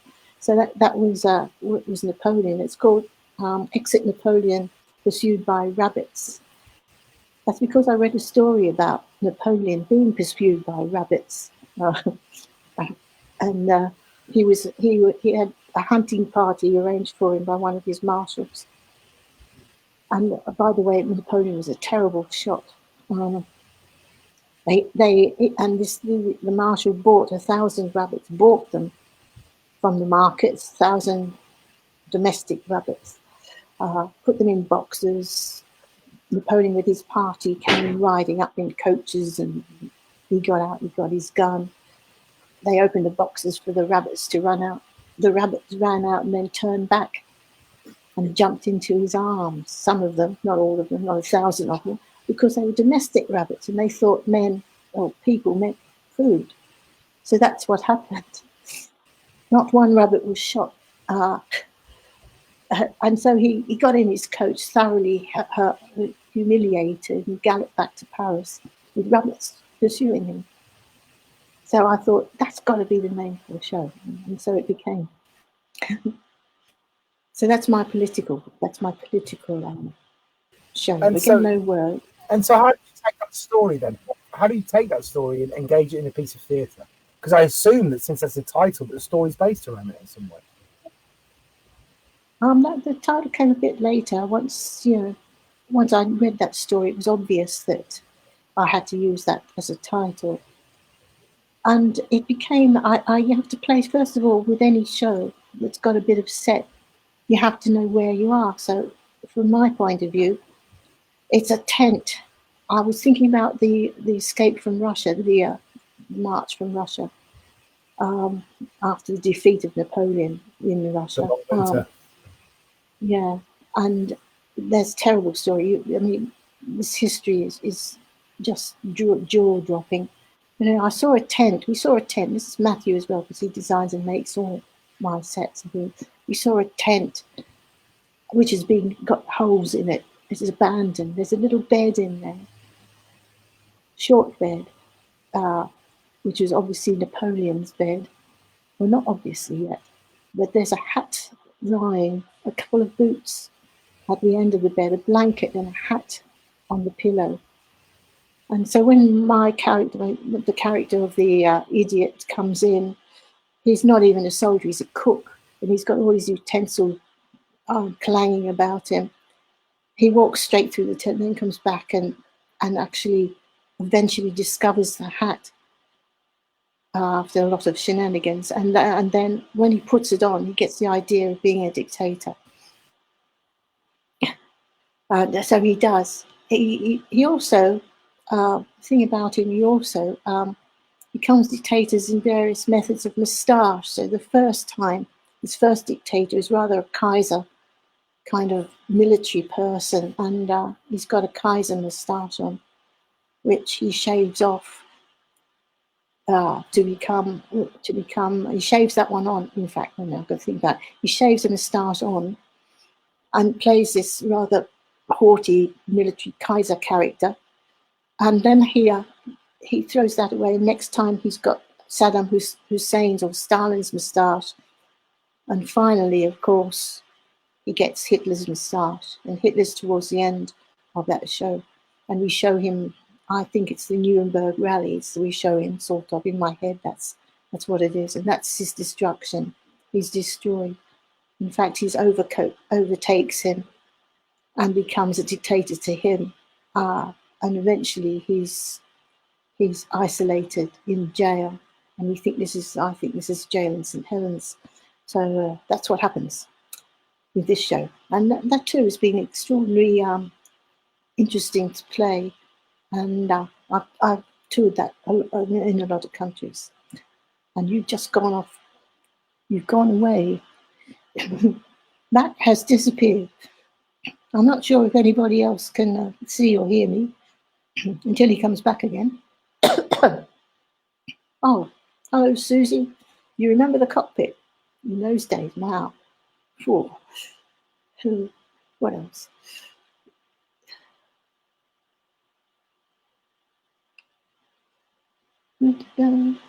Finding it hard to hear. Oh, sorry, Bobo. Yes. Oh, back again. Right. Susie. Hello, Sue. Oh, Melvin. Hello, Melvin. I'm just looking at difficult to hear. It's okay. I understand. Every time I've come back from disconnecting, usually what I find when I come back from disconnecting is somebody literally like this. Yeah. Reading the comments, which is fine. It's no problem. Right. Yeah. Nice to see everyone saying hello. Yeah. So Nola, 1972, by the way. They started it. Yes. You were talking about Napoleon. I don't know where you got to, because obviously I disconnected from the story. You were talking about. I just went through the story a bit. Okay, yeah, cool, no worries. Writing it down, it's. I did write a lot of things down, and again with such things, I said, right, I need a tent, I need Napoleon's bed, I need a map case, I need a chair, I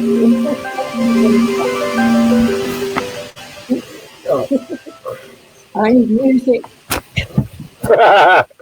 Sometimes a little bit of music. I need a march, and of course, when you always start with all the things you think you need, and in the end, you throw them out. And with Napoleon, we're quite proud of the number of things we threw out, and it became much simpler. I didn't need a map chest to get a map out of course. So we've ended up with a bed and a little stool, a milking stool. That's it of the props, apart from the tent. And all the paraphernalia that the cook brings in becomes other things, becomes mics and all sorts of other utensils. And the rabbits keep appearing throughout the show from various places. They come out of the kettle, they come up a sleeve, out from a sleeve. They're found all over the place. Living rabbits? People say, No, they're not. They're all dead rabbits, and I made them all dead grey rabbits. And people are saying, "What's this with the rabbits?" Because they didn't know. Mostly, they don't know the story of being followed by them, and dead rabbits don't really tell you that. I mean, I have to say this. I've looked at Napoleon a little bit, and I researched Napoleon a little bit because why wouldn't you? He's an incredible bloke. He was. Yeah. I didn't hear that story before. It's such an interesting. Oh, right. Yeah. Napoleon wanted to keep it a storm. He didn't want anybody to find out about it. His little embarrassment. Somebody blabbed. Somebody wrote it down. Yeah. I don't know whether he was topped or not, but probably not, because we only know it now. But rabbits may present. I said, well, maybe it's the dead soldiers, it's the dead people. The rabbits, they weren't like rabbits. They were, they come back to haunt. Yeah, they come back to haunt. Is this thing that sometimes something doesn't have to be technically accurate in a piece of performance? It just has to have the sense of something, like the yes, whip. you do. Yes. In fact, there's certain things you can't do in mime or without speaking, and you don't have to be accurate. What you're doing is you're doing an impression, not even an impression. It's what's the word? You're doing it's your thoughts about this subject. You're not trying to teach anybody anything much, but it does teach people something. I mean, I went to another view. Yeah, it's another view on things. It's a clown's view as well. Yes. And clowns never come in. They never actually come in, straight at anything. They come from different angles. And the mind of a clown is not going to be the mind of anybody else, really. The same with the mind. It's not going to be like anybody else's mind. It wouldn't be very interesting if I thought like anybody else and acted like anybody else. Is this thing, and I find this interesting because I've been chatting on a Tips for Street Performers site at the moment, which is giving advice on the mechanics of street performance. And one of the things that people talked about in that forum is they talked about waffling. They said, if you find your show, you're waffling on and things stop being funny, go back to the structure. And one of the things I said in this was, no, you should waffle. Keep waffling, because the difficulties and the things you have to work through will make you an individual. And is this thing maybe in clowning and in mime where you can't just hack people up, and by hack I mean copy. You can't just copy people. There has to be an element of yourself in there. So there's this struggle from the beginning. You have to struggle. Yes, but the mime and clown are mirrors to people. They hold up a mirror to you, and people, the audience, will see themselves in you. Various, for instance, when I did Elizabeth and my character Betty, who's my grandmother, everybody knows someone like her, and everybody was saying they knew someone like her. So there's always some truth. There's always truth in what you're trying to present. So yes. And so, did you work a lot after that? So after the Napoleon show, was that the last thing you really produced, or did you do more stuff after? Yeah, that's the last of my big shows. Yes, that's the last thing. And did you go on, as many people do, to teaching, or? I do teach. I've been teaching throughout, actually. Yeah. I also directed sometimes. Yes, I like directing. Why do you like directing? So it's because it's you're working with other people, which I love working with other people. I love working with other people, and you've got ideas floating around. You've got a melting pot of it's really nice, and again, it's like putting your stamp on something. I mean, the first thing I directed was The House of Bernarda Alba by Garcia Lorca, with a Swedish ladies group of clowns, and that came to the London Mime Festival. There weren't any words in it to speak of. Went to Bogota with it as well, strangely enough. It was very successful. But it was a clown piece of a very, very serious play. Very sad. And a very sad play. But I had a feeling that Garcia Lorca wrote it as a satire. And so once you think something's a satire, then the knives are out again, and you can actually do it in a very odd way that you wouldn't expect. Because it's stupid to ask your daughters to sort of, their fathers died and the daughters have to be locked inside for 8 years until the oldest one is married. That is really weird. Yeah. And so, and that is something to get your teeth into. So are we going to see future plays of the Fritzl family? Is this the kind of situation we're coming to then with this? No. So I've had a lovely. I could talk to you all night. I really could. Please but don't. The thing I'd like for this is I'd like as many people to watch as possible. So yeah, I won't. So keeping it to a reasonable time will be good for everyone involved. One of the things I keep thinking as we've gone through this interview, I mean, first of all, amazing to talk to you. Really an immense pleasure from me. I think that I will take things away from our conversation about my craft, which I really appreciate. The amazing story. I'd like to talk to you for 10 hours more, but as you say, we don't have the time, so we can't. One of the things I would like to say is there's this phrase that popped in my head as I'm hearing voices talk from the distance. And it's this old kind of misogynistic kind of phrase where you go, behind every man, there's a strong woman. And it appears that behind... Yeah, we have leaders. Yeah. And so I thought maybe just for the end of the interview, can we have you and your disembodied voice chatting on the camera? On the camera? Yeah. What do you mean? Bring Matt in. Matt, come here. Show yourself. He's about to do some cooking. I've been cooking all night. Yes. Right. Show yourself. He's got his cooking apron. Just got my apron on. Yep. Where am I? Lean in a bit more. Which way? Oh, there that you way. go. It sounds to me like you guys have been a team for your life. Is that correct? We are a team. We are a team. We be together. I think it's the most incredible team in the world. I'll say something different tomorrow morning when I was cooking. So far. But we've been together, we've even lost count. We've been together something like 47 years. Right. Don't seem a day too long. Oh. Bless you. Sorry, I'm going to spread the virus.